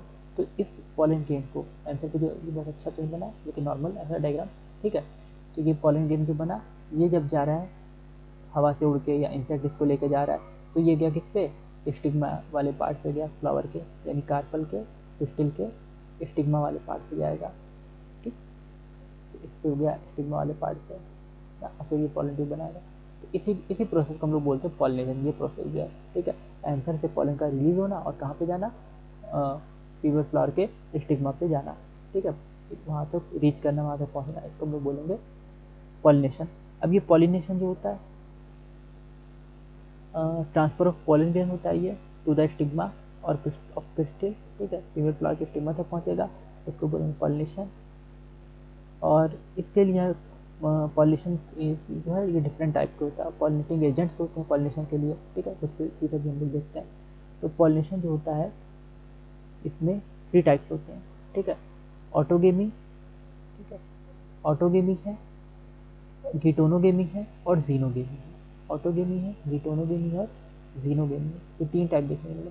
ऑटोगेमी क्या होती है कि जब एक ही फ्लावर में, ठीक है, एक ही फ्लावर में जो है जैसे बाइसेक्सुअल फ्लावर है, तो उसमें मेल फीमेल फ्लावर जो होते हैं उनके बीच में जब पॉलिनेशन हो जाता है, यानी उसके मेल फ्लावर का जो पॉलन ग्रेन होता है वो फीमेल फ्लावर को फर्टिलाइज कर देता है, तो उसको बोलते हैं ऑटोगेमी, ठीक है।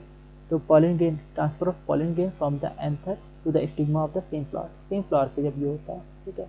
एक कोई फ्लावर था, यहाँ पे बना दिए, फ्लावर बना दिया, उस फ्लावर का पॉलन ग्रेन जो है, इस फ्लावर का जो पॉलन ग्रेन है वो इसी फ्लावर के स्टिग्मा को, ठीक है, स्टिग्मा पे आके एक्सेल पे आके इसको फर्टिलाइजेशन कर देगा, ठीक है। तो इसको हम लोग बोलेंगे ऑटोगेमी। और ये ऑटोगेमी जनरली हम लोग को केस में देखने को मिलेगी, ठीक है, जो फ्लावर क्लोज रहते हैं, बंद रहते हैं जो फ्लावर, उनमें ऑटोगेमी हो जाती है, ठीक है, क्योंकि वो बंद है। तो जब वो बंद रहेंगे तो उसके अंदर जो पॉलन ग्रेन बनेगा एंथर से, वो उसी के स्टिग्मा पे जाके और उसके एक्सेल को फर्टिलाइज कर देगा। तो ये सेल्फ पॉलिनेशन जिसको कहते हैं, क्या कहते हैं, सेल्फ पॉलिनेशन भी कहते हैं ऑटोगेमी को। पैंसी वगैरह में और वायला, जिसको लोग पैंसी बोलते हैं, कॉन पैंसी, ऑक्जेलिस और कॉमेरिडा में देखने को मिलता है ऑटोगेमी। या इसको बोल रहे हम लोग क्या बोल रहे हैं यहाँ पे, एक और नाम दिए थे ना अभी, सेल्फ पॉलिनेशन। चेस्मोगेमस फ्लावर्स जो होते हैं, ठीक है, और क्रिस्टोगेमस फ्लावर्स जो होते हैं ना, क्रिस्टोगेमस फ्लावर जो खुलते नहीं है, चेस्मोगेमस फ्लावर्स जो होते हैं खुलते हैं, क्रिस्टोगेमस नहीं खुलते हैं। तो क्रिस्टोगेमस में जाकर हमको सेल्फ पॉलिनेशन वगैरह देखने को मिलेगा। पॉलिनेशन ये फ्लावर्स के टाइप भी याद रखने, चेस्मोगेमस और क्रिस्टोगेमस। चेस्मोगेमस जो फ्लावर्स होते हैं ये क्या होते हैं, इसके ये खुल जाते हैं, इसके एंथर्स और स्टिग्मा स्पोर्ट होते हैं, ठीक है। और क्रिस्टोगेमस जो होते हैं ये खुले नहीं होते, बंद बंद से होते हैं, इनके एंथर और स्टिग्मा नहीं दिखेंगे, ठीक है।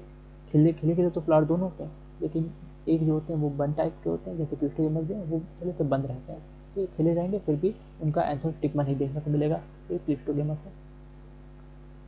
इसमें होता है लेकिन वो छुपा रहता है अंदर ना। और इसके बाद जो है गिटोनोगेमी होती है, transfer of pollen grain from the anther of the stigma of the flower of the same plant another flower. ये क्या होती है, अनदर फ्लावर पे होती है, सेम प्लांट पे होती है, लेकिन यानी पॉलन ग्रेन जो है सेम प्लांट के दूसरे फ्लावर पे चला जाएगा, तो उसको बोलेंगे गिटोनोगेमी। जैसे एक फ्लावर ये था, एक फ्लावर ये था, तो पॉलन ग्रेन अगर इस फ्लावर से दूसरे ऊपर वाले फ्लावर से अगर नीचे वाले फ्लावर के कार्पेल पे चला जाए पॉलन ग्रेन, तो इसको हम लोग क्या बोलेंगे, इसको बोलेंगे गिटोनोगेमी, ठीक है। ये गिटोनोगेमी होती है ना। और ये भी क्या होती है, ऑटोगेमी के सिमिलर होती है, ठीक है। फंक्शनली ये क्रॉस पॉलिनेशन है, लेकिन ये ऑटोगेमी के सिमिलर होती है, तो इसको ऑटोगेमी हम लोग बोल सकते हैं या सेल्फ पॉलिनेशन बोल सकते हैं, ठीक है। तो ये भी सेल्फ पॉलिनेशन का एक एग्जाम्पल है, क्योंकि एक ही प्लांट में हो रहा है, तो सेल्फ पॉलिनेशन का ये भी एग्जाम्पल होता है गिटोनोगेमी, ठीक है। इसमें हो क्या रहा है, यही बताया अभी कि एक फ्लावर से पॉलन ग्रेन जो बन रहा है वो दूसरे फ्लावर पे जा रहा है। ऑटोगेमी में क्या था, उसी फ्लावर के पॉलन ग्रेन जो थे उसी फ्लावर को फर्टिलाइज कर रहे थे। गिटोनोगेमी में एक फ्लावर से पॉलन ग्रेन दूसरे फ्लावर पे जा रहे हैं, लेकिन सेम ही प्लांट पे रहते हैं, ठीक। फिर होती है जीनोगेमी। जीनोगेमी क्या होता है कि कोई दूसरा प्लांट है, उस पर जो फ्लावर है, ठीक है, दूसरे प्लांट के फ्लावर पे, ठीक है, इसके जैसे ये पॉलन ग्रेन है, तो ये दूसरे प्लांट के फ्लावर पे जब जाएंगे, ठीक है, तो इसको बोलेंगे जीनोगेमी या क्रॉस पॉलिनेशन। इसको क्या कहते हैं, क्रॉस पॉलिनेशन बोलते हैं, जीनोगेमी या क्रॉस पोलिनेशन। तो ये डिफरेंट प्लांट पे होता है। क्या होता है? डिफरेंट प्लांट पे, यानी इस प्लांट के फ्लावर पे पॉलन ग्रेन बना और वो जा कहाँ पे रहा, वो दूसरे प्लांट के सेम स्पीसीज का प्लांट होना चाहिए, दूसरे प्लांट के फ्लावर के ऊपर जा रहा है, कार्पेल या पिस्टिल पे जा रहा है और वहाँ पे फर्टिलाइजेशन कर रहा है, तो इसको बोलेंगे जीनोगेमी। तो इस तरह से 3 तरह का हमने देखा पॉलिनेशन का टाइप। ऑटोगेमी, जिसमें सेम फ्लावर पे, एक ही प्लांट में सेम फ्लावर पे फर्टिलाइजेशन हो रहा था, पॉलिनेशन हो रहा था। गिटोनोगेमी, जिसमें क्या हो रहा है कि अलग अलग फ्लावर, सेम प्लांट के अलग अलग फ्लावर फर्टिलाइजेशन हो रहा है, पॉलिनेशन हो रहा है। और फिर जीनोगेमी, जिसमें क्या हो रहा है कि अलग अलग प्लांट के फ्लावर पे फर्टिलाइजेशन, वहाँ पे पॉलिनेशन हो रहा है, यानी पॉलिनेशन जो दूसरे प्लांट के फ्लावर पे जा रहा है, तो इसको बोलते हैं जीनोगेमी। जीनोगेमी जनरली यूनिसेक्सुअल जो होते हैं फ्लावर उनमें देखने को मिलेगी, ठीक है, क्योंकि यूनिसेक्सुअल प्लांट जो होंगे उनमें एक प्लांट पे एक प्लांट जो होगा वो मेल होगा, एक प्लांट फीमेल, तो जनरली क्या होगा, उसको दूसरे पे जाना पड़ेगा पॉलन ग्रेन को, ठीक है। मान लो इस पे खाली ये मेल वाला है तो इसके पॉलन ग्रेन को दूसरे प्लांट पे जाना पड़ेगा, क्योंकि इस पर कोई फीमेल वाला फ्लावर ही नहीं है, तो जीनोगेमी में यूनिसेक्सुअल प्लांट में जाता है देखने को मिलती है। चेक करना इसको।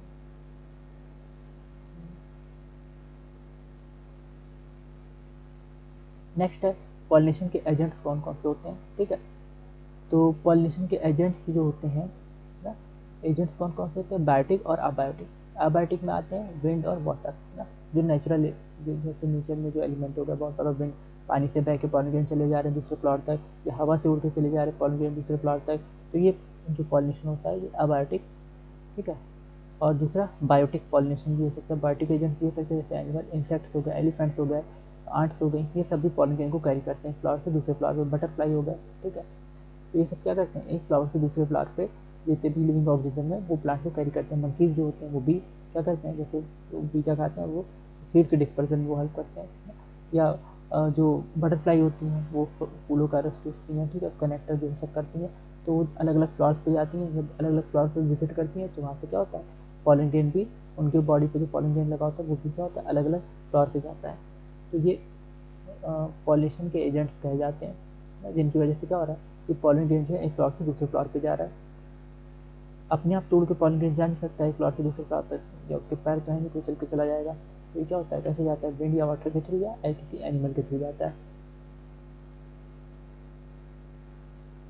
मेजॉरिटी ऑफ, अच्छा ये चीज़ आप रीड कर लीजिए इसमें क्या क्या दिया हुआ है, और खास चीज़ें नहीं है यहाँ पे, जो चीज़ें तुम बता दी, ठीक है। ये एक्सपोज टाइप का दिया हुआ है ना, विंड पॉल्यूशन वगैरह में इस तरह का देखने को मिलता है स्ट्रक्चर, कि ऐसे खुले खुले से स्ट्रक्चर होते हैं ताकि पॉलन ग्रेन आए तो इसको ट्रैप कर लें, ठीक है। पॉलन ग्रेन आए, ये स्टिग्मा के इसका स्ट्रक्चर है। Inflorescence and well expose stamens, एक ये एक्सपोज स्टेमन्स से बने हुए हैं, हाँ ये स्टेमन्स बने हुए हैं, ठीक है, इस तरह से खुले खुले बने हुए हैं, तो यहाँ से पॉलन ग्रेन रिलीज होंगे। ईयर्स वगैरह, ये ईयर्स हैं कॉप के, भुट्टे के, ठीक है, भुट्टे में जो दिखता है वो असल में स्टेमन होता है, भुट्टे में जो बाल वगैरह नहीं होते हैं, ठीक है, मकाई में जो बाल होते हैं, तो वो यानी कॉर्न जो होता है तो उसमें बाल जैसा दिखता है, जिसको लोग साफ करते हैं, तो असल में उसके स्टेमन्स होते हैं ना। और ये विंड पॉलिनेशन, ग्रासेस में विंड पॉलिनेशन देखने को मिलता है, कॉर्न में विंड पॉलिनेशन देखने को मिलता है। तो विंड पॉलिनेशन यानी हवा से जो पॉलिनेशन हो रहा है, ठीक है, विंड करंट से जो पॉलिनेशन हो रहा है उसको हम लोग बोलते हैं विंड पॉलिनेशन ना। और इसके लिए पॉलन ग्रेन्स जो होते हैं लाइट होते हैं, नॉन स्टिकी होते हैं, ठीक है। पॉलन ग्रेन्स उसके कहीं चिपकते नहीं हैं तो बहुत हल्के होते हैं, जिससे कि अच्छे से उनके दूसरे फ्लावर पे चले जाते हैं। एयरबॉर्न पॉलन ग्रेन्स देखने को मिलता है, ये कॉर्न में इस तरह के देखने को मिल रहा है, और विंड पॉलिनेशन को बोलते हैं, ग्रासेस में भी इस तरह का पॉलिनेशन होता है। तो ये 2 एग्जाम्पल याद रखने हैं, कॉर्न और ग्रासेस, जिसमें विंड पॉलिनेशन देखने को मिलता है। इसके पॉलिनेशन कैसे होते हैं, लाइट होते हैं और नॉन स्टिकी होते हैं, चिपकते नहीं। दूसरा है पॉलिनेशन हाइड्रिला वेलिस्नेरिया, ठीक है, ये वाटर के थ्रू इसमें पॉलिनेशन होता है। जॉसेरा हो गया, सी ग्रासेस जिसको बोलते हैं, तो इनमें वाटर के थ्रू पॉलिनेशन होता है। वेलिस्नेरिया में यहाँ पे बताया गया, ठीक है। सी ग्रासेस में पॉलिनेशन जो हो रहा है वाटर करंट्स के थ्रू यहाँ पे होता है पॉलिनेशन। जब पानी की लहर जो होती है वो जब बहती है तो अपने साथ साथ वाटर करंट जो होती है वो उसको भी लेकर चली जाती है, पॉलिनेशन को भी लेकर कैरी करके जाती है। यहाँ पे आगे स्ट्रक्चर साथ बना होगा इसका, यहाँ पे मुझे पता इसका स्ट्रक्चर है, water lily hyacinth, water hyacinth सब दिया हुआ है, ठीक है। वाटर हायसिंथ, अच्छा अगर आप ये वीडियो देखना तो कमेंट करके जरूर बताइए कि वाटर हायसिंथ का एक जनरल नेम भी है कुछ, और वो क्या है, ठीक है। वाटर हायसिंथ फेमस बहुत है, तो क्यों फेमस है, इसका जनरल नेम क्या है वो बताइए, कमेंट जरूर कीजिएगा। यहाँ पे देखिए पानी में ना ये फ्लावर है, फीमेल फ्लावर ना, स्टिग्मा मेल फ्लावर था, तो इसका पॉलन ग्रेन जो है ये पानी के करंट के थ्रू पानी से होते हुए कहाँ पे चला गया, फीमेल फ्लावर पे चला गया, तो इस तरह देखने को मिलता है। इसके अलावा बीज वेस्ट वगैरह भी होते हैं ना, बीज वेस्ट एंड्स होते हैं, ये भी कैरी करते हैं, बीज होती butterfly, flies, beetles, flash ends, moths, birds, बहुत सारी चीज़ें, बर्ड, हमिंग बर्ड, बैट्स, चमगादड़ जो होते हैं वो भी कैरी करते हैं, ये सब पॉलिनेटिंग एजेंट होते हैं ना। इसके अलावा लीमर जो बड़े बड़े एनिमल जैसे प्राइमेट लीमर, आर्बोरिया, रोडेंट्स, चूहे वगैरह, रेप्टाइल्स, गेको लिजर्ड एंड छिपकली वगैरह भी, ये सब कुछ पॉलिनेटिंग एजेंट की तरह काम करते हैं।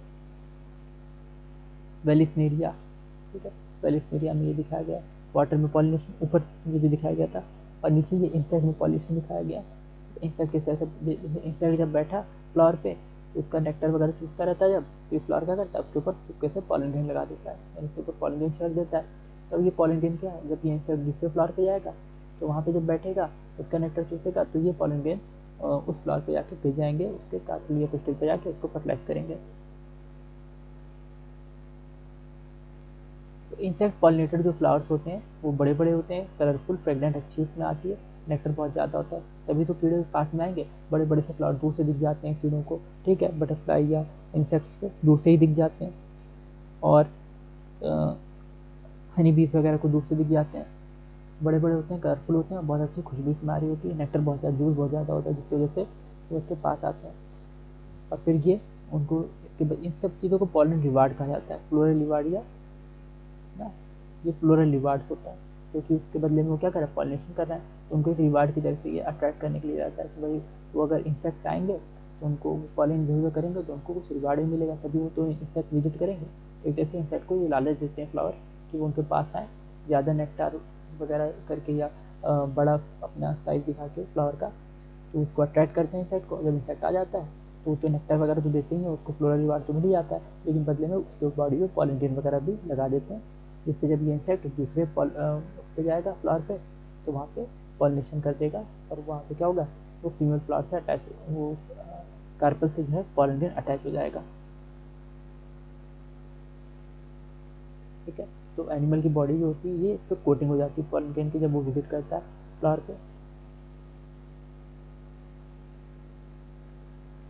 और फिर इसमें दिखाया गया एग्जाम्पल अमोर्फिलस वगैरह का,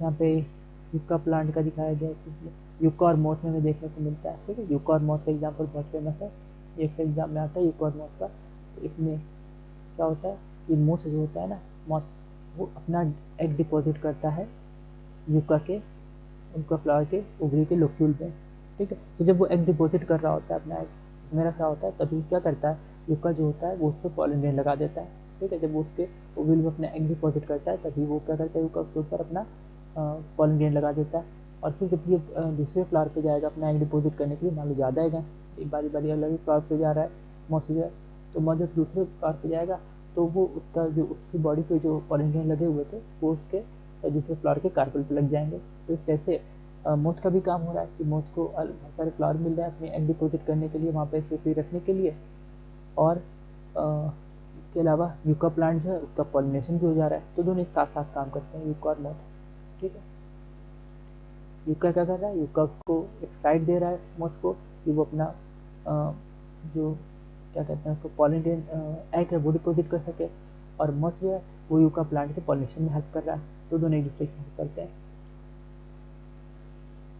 इसके बाद ये है आउट ब्रीडिंग डिवाइसेस, ठीक है। आउट ब्रीडिंग डिवाइसेस जो है अच्छा बहुत ज़्यादा सेल्फ पॉलिनेशन होता रहेगा, एक ही फ्लावर में बार बार पॉलिनेशन होता रहेगा, तो उससे वैरायटी बहुत कम हो, वैरायटी कोई खास चेंजमेंट नहीं आएगा, तो कैसे इन ब्रीडिंग डिप्रेशन हो जाएगा, ठीक है।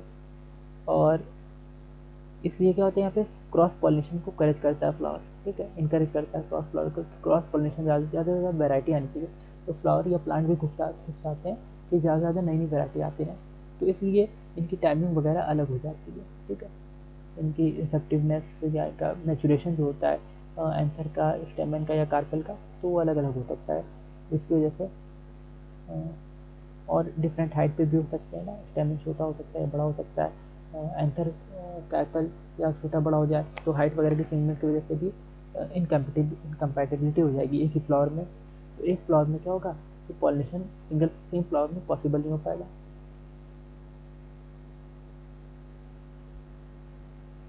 कैस्टर मेज वगैरह में देखने को मिलता है, ठीक है, मोनोशियस होते हैं ना, मोनोशियस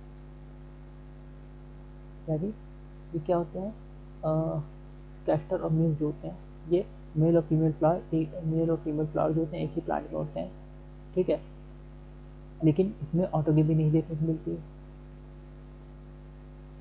ठीक है, यानी इसमें मेल फीमेल फ्लावर दोनों होते हैं लेकिन इसमें ऑटोगेमी फिर भी नहीं होती, उसको रोक के रखता है, ठीक है, ताकि सेल्फ पॉलिनेशन ना हो, क्रॉस पॉलिनेशन ज़्यादा से ज़्यादा, क्योंकि प्लांट से आते हैं कि ज़्यादा क्रॉस पॉलिनेशन हो, क्योंकि क्रॉस पॉलिनेशन से क्या होता है वैराइटीज़ आती हैं फ्लावर में और फिर वो नए नए इन्वायरमेंट में अपने आप को अडाप्ट कर सकता है,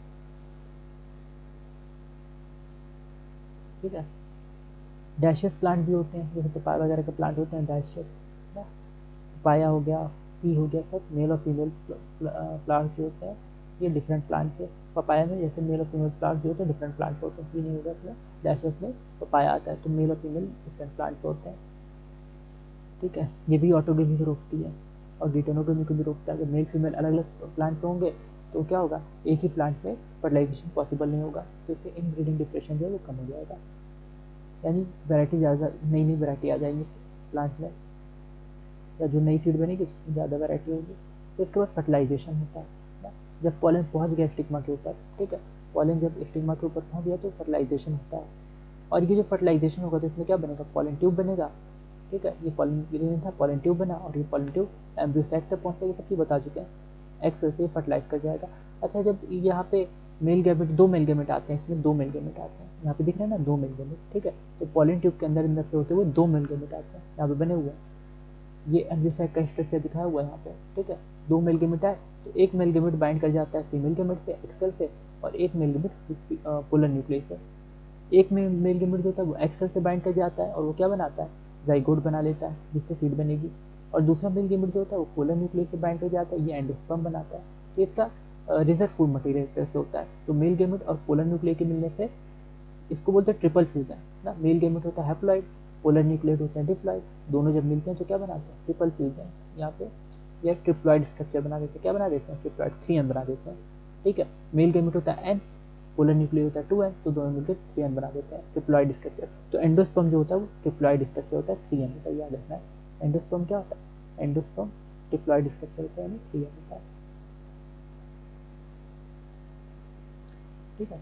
एंडोस्पर्म क्या होता है, ट्रिप्लॉइड स्ट्रक्चर होता है और इसको बोलते हैं ट्रिपल फ्यूजन, ट्रिपल फ्यूजन, ठीक है, और एक मेल गैमेट जो है वो एक्सेल से मिल जाता है, ठीक है, और ये ट्रू फर्टिलाइजेशन या ट्रू फ्यूजन होता है, तो इन दोनों को साथ में हम लोग बोलते हैं double fusion, double fertilisation, triple fusion और फर्टिलाइजेशन को हम साथ में क्या बोलते हैं, डबल फ्यूजन, डबल फर्टिलाइजेशन, ये चीज़ याद रखनी है ना। डबल फर्टिलाइजेशन क्या होता है, ट्रिपल फ्यूजन प्लस फर्टिलाइजेशन, इसको बोलेंगे डबल फर्टिलाइजेशन।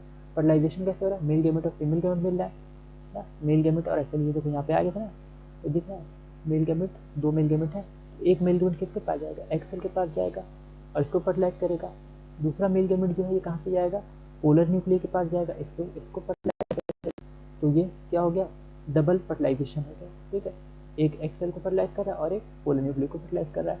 अच्छा, पोलर न्यूक्लियस जब फर्टिलाइज कर रहा है तो उसको ट्रिपल फ्यूजन भी बोलते हैं। तो ये दिखाया हुआ है पूरा प्रोसेस, डबल फ्यूजन और डबल फर्टिलाइजेशन और ट्रिपल फ्यूजन का, ये सब माइक्रोस्कोपिक व्यू है। पॉलन ट्यूब इस तरह से धागे धागे जैसे दिखते हैं, यहाँ पे ये पॉलन ट्यूब दिख रहे हैं ना, वो इस तरह से धागे धागे जैसे, और ये स्टिग्मा इस तरह से दिखता है खुला हुआ, ये सब उसका स्ट्रक्चर बना हुआ। और ये चीज़ होती है कि इसमें पॉलन क्रिस्टल इंट्रैक्शन होता है, यानी पॉलन क्रिस्टल इंट्रैक्शन में क्या होता है कि सेम स्पीशीज़ का ही जो है पॉलन ग्रेन वो उसको फर्टिलाइज कर पाएगा एक्सेल को ना, दूसरे स्पीशीज़ का पॉलन ग्रेन जो है, ऐसा नहीं होगा कि सनफ्लावर पे जो है रोज़ का पॉलन ग्रेन आ जाए और सनफ्लावर को फर्टिलाइज कर दे, तो ऐसा नहीं होगा, अलग अलग प्लांट के पॉलन ग्रेन एक दूसरे को फर्टिलाइज नहीं करते हैं जनरली, एक ही प्लांट जो होता है, एक ही स्पीशीज़ होती है, उसके पॉलन ग्रेन उसके एक्सेल को फर्टिलाइज करते हैं।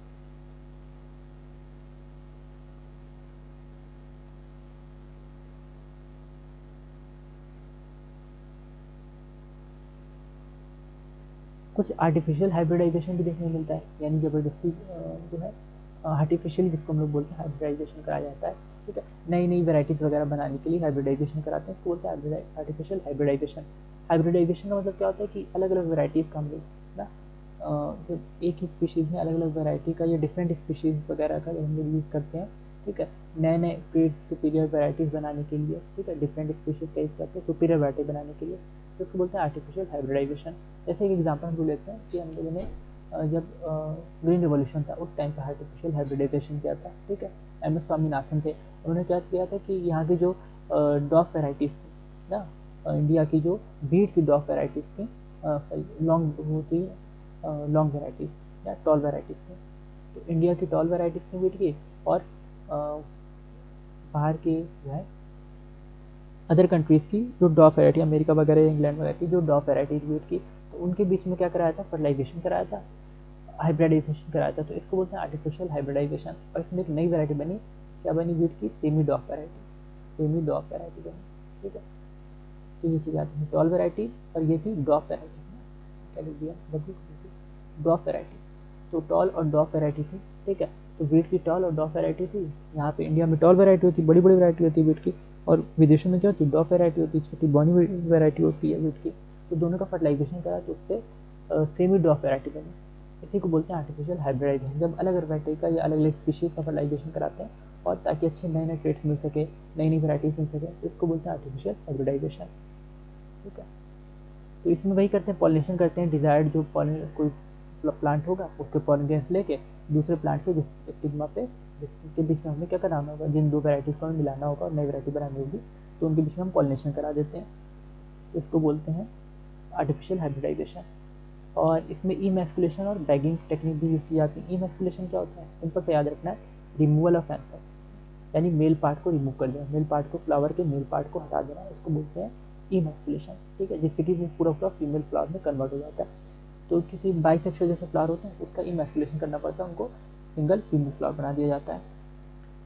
और दूसरा बैगिंग की जाती है, यानी जब फ्लावर जो है उसका इमैस्कुलेशन हो गया, फर्टिलाइजेशन वगैरह हो गया, तो उसको ढक दिया जाता है एक बैग से, ताकि उस पर कोई दूसरा पॉलन ग्रेन आके उसको फिर से फर्टिलाइजेशन वगैरह इंड्यूस कर दिया। कोई पहले अगर जैसे फर्टिलाइजेशन नहीं भी हुआ है, जैसे तुम क्या किया कि फ्लावर को जब उसका जैसे फ्लावर था तो उसका उसमें स्टेम कार्पेल था बीच में और साइड साइड स्टेमन वगैरह था, तो स्टेमन रिमूव कर दिया गया। तो अब इसको एक बैग से ढक देते हैं कि कोई दूसरा पॉलन ग्रेन आके इसको फर्टिलाइज ना कर दे जब तक कि हम ना चाहें, ठीक है।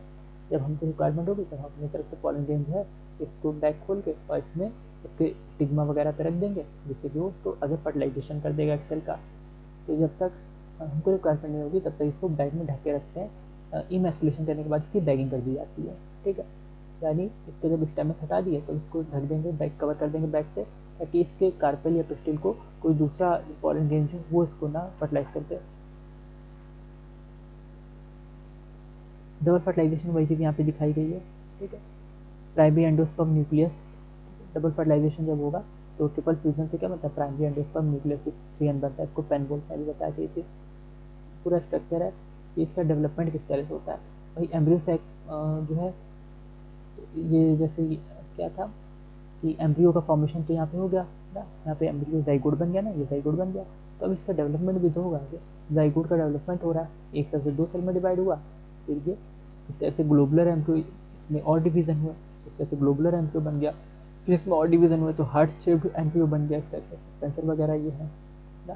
फिर इसमें प्लूम्यूल आ गया ये, और कोटिलेडन्स आ गया, ये दो कवरिंग आ गई। डाइकोट और मोनोकॉट में चीज़ देखने को मिलती है ना, इसकी कवरिंग होती है, जैसे आप चना वगैरह खाते हैं तो उस पर कवरिंग होती है, ठीक है। तो ये भी कवरिंग देखने को मिलती है सीड्स पे ना, तो इसको बोलते हैं कोटिलेडन।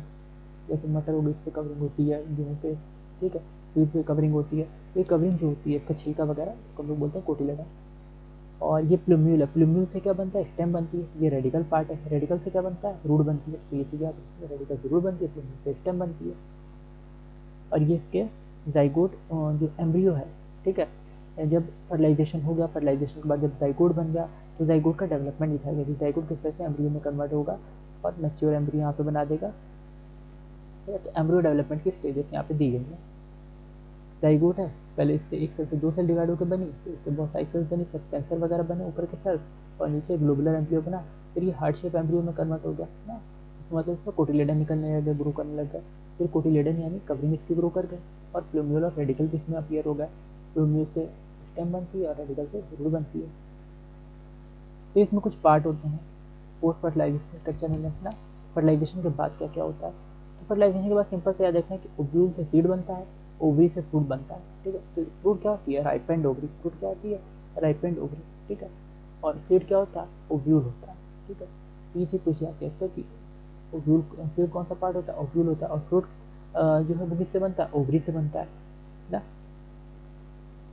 और एंडोस्पर्म जो होता है ये क्या करता है, एंडोस्पर्म न्यूट्रिशन प्रोवाइड करता है, ठीक है। इसमें प्राइमरी एंडोस्पर्म सेल है, और ये ट्रिप्लॉइड एंडोस्पर्म टिश्यू, ठीक है। इसमें 3N बताया था ना, 3N होता है, ट्रिप्लॉइड होता है ना। इसमें रिजर्व फूड मटेरियल होता है, ये याद रखना है कि इसमें रिजर्व फूड मटेरियल होता है, ये न्यूट्रिशन देता है डेवलपिंग एम्ब्रियो को, इसका मेन काम है ये डेवलपिंग एम्ब्रियो को न्यूट्रिशन देगा।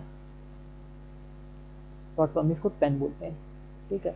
और फ्री प्राइमरी एंडोस्पर्म न्यूक्लियस ना, प्राइमरी एंडोस्पर्म न्यूक्लियस, और इसमें फ्री न्यूक्लियर कंडीशन भी देखने को मिलती है, ठीक है। और इसको बोलेंगे फ्री न्यूक्लियर एंडोस्पर्म, और लिक्विड भी कंडीशन देखने को मिलेगी, ठीक है। यहाँ पे जैसे कोकोनट का एग्जांपल लेते हैं, तो कोकोनट में हमको देखने को मिलती है, कोकोनट में क्या होता है, जिसका वाटर होता है, ठीक है। वाटर, इसमें फ्री न्यूक्लियर एंडोस्पर्म होगा, मतलब इसमें जो है सेल्स वगैरह है एंडोस्पर्म की वो फैली हुई जैसे न्यूक्लियस वगैरह उसके फैले रहते हैं, तो इसको हम लोग बोलेंगे फ्री न्यूक्लियर एंडोस्पर्म, ठीक है। बहुत सारे न्यूक्लियस में होते हैं, तो कोकोनट का जो वाटर होता है उसमें फ्री न्यूक्लियर एंडोस्पर्म होता है, ठीक है। उसका रिजर्व फूड मटेरियल कैसे मेन अगर हम समझे तो क्या है, कोकोनट का जो वाटर है उसका रिजर्व फूड मटेरियल है ना। और इसका जो वाइट कर्नल होता है, सराउंडिंग का वाइट पार्ट जो होता है, ये सेलुलर एंडोस्पर्म होता है, सेल का बना होता है, वाइट पार्ट जो उसका पल्प होता है जो खाया जाता है, और जिसके अंदर का वाटर होता है वो फ्री न्यूक्लियर एंडोस्पर्म होता है, तो वो भी एंडोस्पर्म है, और बाहर जो उसका गुदा पल्प है वो भी एंडोस्पर्म है, दोनों एंडोस्पर्म है, लेकिन बीच में जो वाटर पार्ट है वो फ्री न्यूक्लियर एंडोस्पर्म है। उसमें अलग बहुत सारे थाउजेंड्स ऑफ न्यूक्लियाई हैं, बहुत सारे वो फैले हुए हैं, और जिसका वाइट कर्नल है वो सेलुलर एंडोस्पर्म है, उसमें सेल्स हैं कॉम्पैक्टली अरेंज्ड है। इसके बाद हम लोग देखते हैं यहाँ पे कुछ प्लांट्स होते हैं उसमें कम्प्लीटली कंज्यूम हो जाता है एंडोस्पर्म जो होता है, पी ग्राउंड बीन्स वगैरह में पूरी तरह से ख़त्म हो जाता है, एंडोस्पर्म डिप्लीट हो जाता है। और कुछ में जैसे कास्टर और कोकोनट में एंडोस्पर्म बचा रहता है, तो वही तो काम आता है, वाटर या कोकोनट वाटर जो होता है, कोकोनट पल्प होता है, तो एंडोस्पर्म इसका होता है कास्टर ऑयल जिससे बनता है, ठीक है, कास्टर ऑयल, तो इसका भी यूज़ होता है, कास्टर ऑयल का व्हीकल वगैरह में यूज़ होता है, ठीक है। तो इसके पल्प जो होता है वो एंडोस्पर्म है, तो वो परसिस्ट कराता है, इस वजह से उसमें एंडोस्पर्म रहता है। वरना ज़्यादा प्लांट क्या करते हैं, जर्मिनेशन जब सीड का जर्मिनेशन होता है तो उस टाइम तक एंडोस्पर्म को कंज्यूम कर लेते हैं। इसके बाद एम्ब्रियो का डिफरेंट पार्ट्स के बारे में बता दिया था, ग्लोबुलर, हार्ट शेप, अलग अलग तरह का एम्ब्रियो कैसे बना, तो जाइगोट से एम्ब्रियो का डेवलपमेंट हुआ, और अलग अलग इस प्रोसेस को हम लोग एम्ब्रियोजेनी बोलते हैं, ठीक है। जाइगोट से जब एम्ब्रियो का डेवलपमेंट हो रहा है फर्टिलाइजेशन के बाद, ग्लोबुलर एम्ब्रियो बन रहा है, हार्ट शेप और मैच्योर एम्ब्रियो बनता है। शुरू में प्रो एम्ब्रियो रहता है, फिर से ग्लोबुलर और हार्ट शेप और मैच्योर एम्ब्रियो, ये आपको सीक्वेंस याद रखना है। अब इसमें एम्ब्रियो जो होता है, जैसे यहाँ पे देख रहे हैं, ये डाइकोट का एम्ब्रियो और ये मोनोकॉट का एम्ब्रियो, तो इसमें क्या होता है, एक एम्ब्रियोनल एक्सिस है, इससे ऊपर का पार्ट जो है ये एपिकोटिल और नीचे का पार्ट हाइपोकोटिल होता है, ठीक है। तो ये एम्ब्रियोनल एक्सिस होता है, इसके ऊपर नीचे का पार्ट हाइपोकोटिल और ऊपर का पार्ट एपिकोटिल होता है। अब ये जो ऊपर फ्लोम्यूल है और कोटिलेडन है, ठीक है, जो एम्ब्रियोनल एक्सिस के ऊपर क्या क्या फ्लोम्यूल और कोटिलेडन, फ्लोम्यूल का काम बताए थे, इससे स्टेम बनती है, जब सीड शो करेंगे तो सीड में फ्लोम्यूल से क्या बनेगी, स्टेम बनेगी, और कोटिलेडन जो है इससे उसकी कवरिंग बनती है सीड की। और यहाँ पे इसके नीचे का पार्ट क्या है, रेडिकल, रेडिकल से रूट बनती है, उसके ऊपर रूट का भी थोड़ी सी दिखती है डाइकोट के एम्ब्रियो में, ये डाइकोट का एम्ब्रियो है वगैरह का कह सकते हैं हम लोग। और ये एम्ब्रियो मोनोकॉट का, ग्रासेस वगैरह का मोनोकॉट का एम्ब्रियो है, ग्रासेस मिक्सचर का एम्ब्रियो होता है। तो इसमें ये हाइपोकोटिल बीच में यहाँ पे एम्ब्रियोनल एक्सिस है, इसके ऊपर का पार्ट क्या है, एपिब्लास्ट है, शूट एपेक्स है, कोलियोप्टाइल, इसमें एक्स्ट्रा कवरिंग देखने मिलती है, कोलियोप्टाइल, शूट एपेक्स के ऊपर, शूट एपेक्स से शूट बनेगी, और ये ऊपर कोलियोप्टाइल इसका है, और ये रेडिकल है, रेडिकल से रूट बनेगी, इसके ऊपर रूट कैप है, और कोलियोराइजा है, ये एक्स्ट्रा कवरिंग यहाँ पे कोलियोराइजा और कोलियोप्टाइल देखने को मिलती है, रूट के ऊपर कोलियोराइजा और कोलियोप्टाइल अच्छा, यहाँ पे रूट कैप का काम क्या होता है कि जब रूट ग्रो करती है तो रूट कैप उसको क्या करती है, सॉइल के फ्रिक्शन से बचाती है, क्योंकि सॉइल के अंदर रूट ग्रो करेगी, रेडिकल से रूट बनेगी, और रूट ग्रो करेगी तो रूट का फ्रिक्शन बहुत ज़्यादा हो सकता है, तो उसको प्रोटेक्ट करने का काम करती है रूट कैप। और इसके ऊपर एक स्कूटेलम होता है, यानी सिंगल एक कोटिलिडन का जैसा स्ट्रक्चर होता है, इसको क्या बोलते हैं, स्कूटेलम बोलते हैं। तो ये मोनोकॉट का एम्ब्रियो है, इसमें सिंगल स्ट्रक्चर देखने को मिलता है कोटिलिडन का जैसा, इसको बोलते हैं स्कूटेलम। ठीक है, तो इसमें क्या क्या पार्ट है एम्ब्रियो में, एक बार देख लेते हैं। ये जो डाइकोट और मोनोकॉट का एम्ब्रियो बना हुआ है, इसमें क्या क्या पार्ट है। तो डाइकोट का एम्ब्रियो जो है, यानी मैंगो वगैरह में जिस तरह का देखने को मिलेगा, इसमें क्या होते हैं, एम्ब्रियो में प्लूम्यूल होते हैं, कोटिलेडन होते हैं। ठीक है, प्लूम्यूल सिस्टम बनता है, कोटिलेडन से कवरिंग बनती है, हाइपोकोटिल है, नीचे की बॉडी इसकी रेडिकल है, रेडिकल से रूट बनेगी, और रूट कैप है, रूट कैप इसकी प्रोटेक्शन करती है रूट की। और मोनोकॉट का जो एम्ब्रियो है, इसमें क्या क्या चीज़ है, तो एम्ब्रियोनल एक्सिस है, उसके ऊपर एपिब्लास्ट, शूट अपेक्स है, कोलियोप्टाइल है, और स्कूटेलम है। शूट अपेक्स जो होती है शूट बनाएगी, कोलियोप्टाइल जो होगी उसकी प्रोटेक्शन करेगी, और स्कूटेलम जो होती है ये कोटिलेडन बनाती है, सिंगल कोटिलेडन। इसके अलावा रेडिकल नीचे की साइड है, रूट बनाती है, रूट कैप है, इसकी प्रोटेक्शन करती है रूट की, और कोलियोइडा जो इसकी थोड़ी एक्स्ट्रा प्रोटेक्शन देती है। यही चीज़ यहाँ पे लिखी हुई है, इसको आप एक बार रीड कर लीजिएगा। ठीक है, तो ये कोलियोप्टाइल जो होता है ये लीफ प्राइमोर्डिया होता है, और ये पोलियर स्ट्रक्चर होता है, लीफी स्ट्रक्चर जैसा दिखता है कोलियोप्टाइल। और कोलियोराइजा जो है, ठीक है, ये एक शहद के जैसा स्ट्रक्चर दिखता है, एंडीफेशियल शहद के जैसा। तो कोलियोप्टाइल से लीफ वगैरह का भी बन सकती है, और कोलियोराइजा जो होता है ये एंडीफेशियल शहद एक प्रोटेक्टिव कवरिंग के जैसा दिखता है। फिर इसके बाद आती है बात सीड की ना। तो सीड्स जो होती है, सीड का स्ट्रक्चर है, रूट है, एपोमिक्सिस और पॉलीएम्ब्रियोनी, इतना भी बचा हुआ है ना। तो एक बार हम लोग सीड का स्ट्रक्चर देख लेते हैं, सीड में क्या क्या है। तो सीड जो होती है ये फाइनल प्रोडक्ट होती है, यानी सबसे लास्ट में जो रिप्रोडक्शन जब हो जाता है तो सीड बनती है। और रिप्रोडक्शन जब हो गया, सीड बन गई, तो सीड जो होती है किससे बनती है, ओव्यूल से बनती है। ये चीज़ याद रखना, सीड ओव्यूल से बनती है, इस पर सीड कोट होती है। ठीक है, और कोटिलिडन्स होते हैं, और एम्ब्रियो एक्सिस होता है। तो सीड में इतनी चीज़ें होती हैं, सीड कोट होता है, कोटिलिडन और एम्ब्रियो एक्सिस होता है। कुछ सीड जो होती है उसमें फूड स्टोर होता है, तो उसको बोलते हैं एक्स एल्बुमिनस सीड्स ना, इसमें फूड होता है। और कुछ होती है जिसमें फूड होता है, यहाँ पे एल्बुमिनस सीड्स उसको बोलेंगे ना। कुछ होती है नॉन एल्बुमिनस, जिसमें फूड नहीं होता, नो रेसिडुअल एंडोस्पर्म, इसमें एंडोस्पर्म नहीं होता। कुछ सीड्स ऐसी होती है जिसमें एंडोस्पर्म खत्म हो जाता है, जैसे पी ग्राउंडनट वगैरह, इनमें एंडोस्पर्म, पी या ग्राउंडनट, इसमें एंडोस्पर्म नहीं होता। ठीक, तो इसको बोलते हैं एल्बुमिनस सीड, नॉन एल्बुमिनस या एक्स एल्बुमिनस सीड बोलते हैं। ठीक है,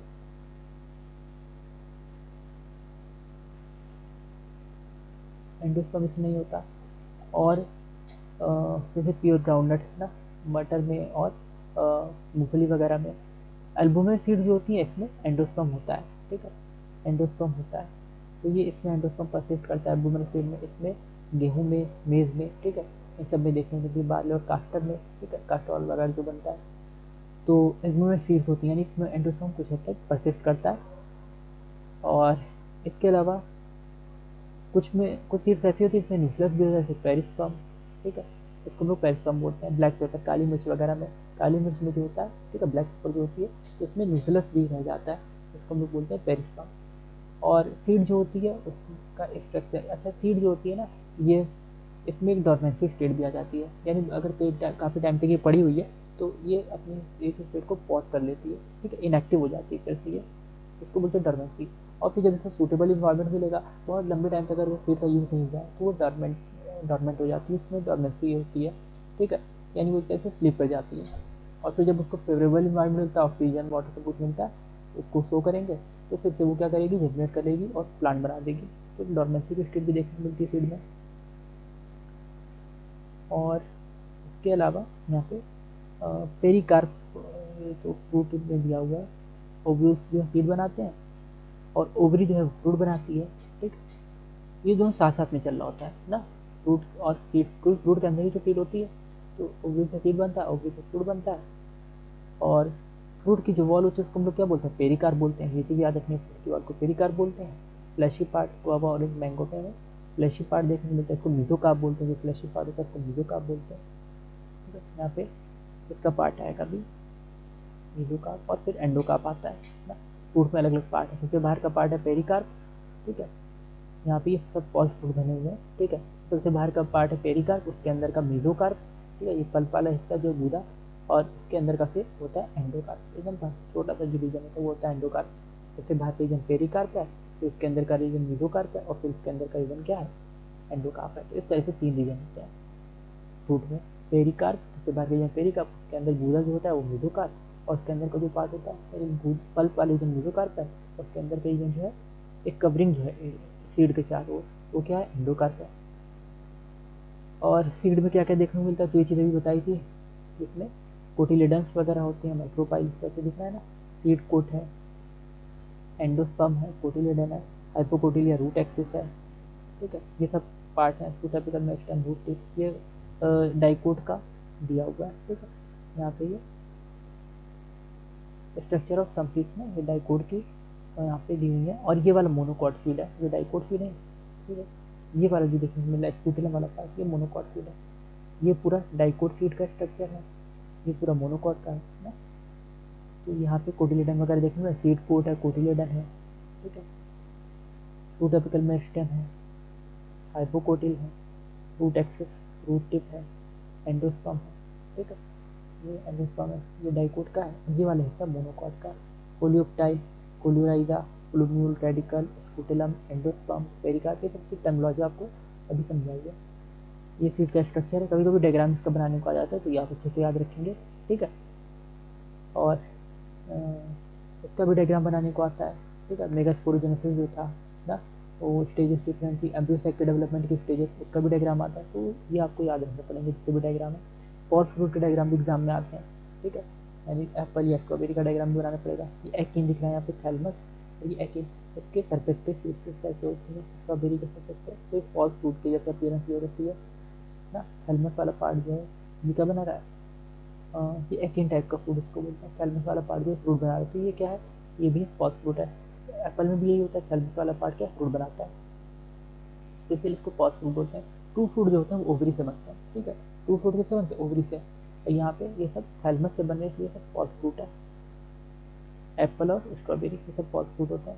इसके अलावा कुछ फ्रूट होते हैं वो विदाउट फर्टिलाइजेशन बनाए जाते हैं, जिसको हम लोग बोलते हैं पार्थेनोकार्पिक फ्रूट। ठीक है, बिना फर्टिलाइजेशन के फ्रूट बनाए जाते हैं, और इसको कुछ केमिकल्स वगैरह का यूज़ किया जाता है, हार्मोन्स वगैरह का यूज़ किया जाता है, जिसकी वजह से बिना फर्टिलाइजेशन कराए ही, यानी पॉलन ग्रेन को पॉलिनेशन वगैरह या मेल गैमेट और फीमेल गैमेट इसके मिला जाइगोट के जो है मेल गैमेट और फीमेल गैमेट के फर्टिलाइजेशन के बिना ही इसमें जाइगोट बन जाता है, या हम कह सकते हैं इसमें एम्ब्रियो बन जाता है। तो इसको बोलते हैं पार्थेनोकार्पिक फ्रूट, जिसमें फर्टिलाइजेशन नहीं हो रहा है, यानी मेल और फीमेल गैमेट नहीं मिल रहा है, फिर भी यहाँ पे क्या हो रहा है, फ्रूट बन जा रहा है। तो बनाना इसका एग्जाम्पल है। ठीक है, अभी पार्थेनोकार्पिक से किया जाता है। ग्रोथ हार्मोन वगैरह की इसमें हेल्प की जाती है, यानी हार्मोन्स वगैरह का यूज़ किया जाता है, केमिकल्स वगैरह का यूज़ किया जाता है। सच फ्रूट्स आर सीडलेस, इसमें सीड्स नहीं देखने को मिलेगी। बनाने में आप अगर देखें तो आप ध्यान दें, बनाने में सीड्स आपको देखने को नहीं मिलती, क्योंकि सीड बनेगी नहीं, मेल और फीमेल इसमें गैमेट मिले ही नहीं है, तो इसमें सीड ही नहीं बनेगी, सिर्फ फ्रूट बनेगा। ठीक है, तो ये ग्रोथ हार्मोन वगैरह की हेल्प से ऐसा होता है। और इसके अलावा तो इसको हम लोग बोलते हैं पार्थेनोकार्पिक फ्रूट बोल देते हैं। एपोमिक्सिस या पॉलीएम्ब्रियोनी होती है। ठीक है, एपोमिक्सिस या पॉलीएम्ब्रियोनी क्या होती है, एपोमिक्सिस इसमें एपोमिक्सिस में क्या करते हैं, इसमें फर्टिलाइजेशन नहीं होता लेकिन सीड बन जाती है। ठीक है, पार्थेनोकार्पिक में क्या हो रहा था कि फर्टिलाइजेशन नहीं होता लेकिन फ्रूट बन जा रहा था। एपोमिक्सिस में क्या होता है, फर्टिलाइजेशन नहीं होता लेकिन सीड बन जाती है, इसको बोलते हैं एपोमिक्सिस। बिना मेल और फीमेल गैमेट के मिले बिना ही सीड जब बन जाए तो इसको बोलते हैं एपोमिक्सिस। तो अगर सीड बन रही है तो एपोमिक्सिस, और फ्रूट बन रहा है तो पार्थेनोकार्पिक। और इसका एग्जाम्पल क्या है, ये किस में देखने को मिलता है, एस्टेरेसी और ग्रासेस में, सनफ्लावर वगैरह में, ये ग्रासेस में भी देखने को मिलता है, घास वगैरह में एपोमिक्सिस देखने को मिलती है।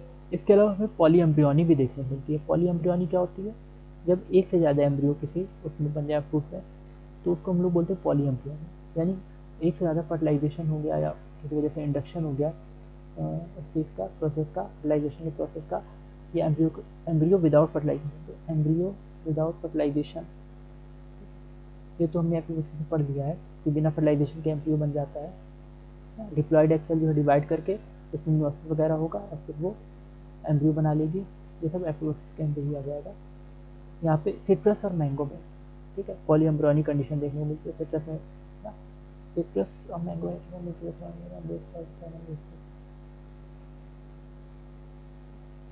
मैंगो छोड़ सकते हैं हम लोग, मैंगो का एग्जाम्पल ना ले, सिट्रस वगैरह कुछ नहीं होता सिट्रस में, ठीक है।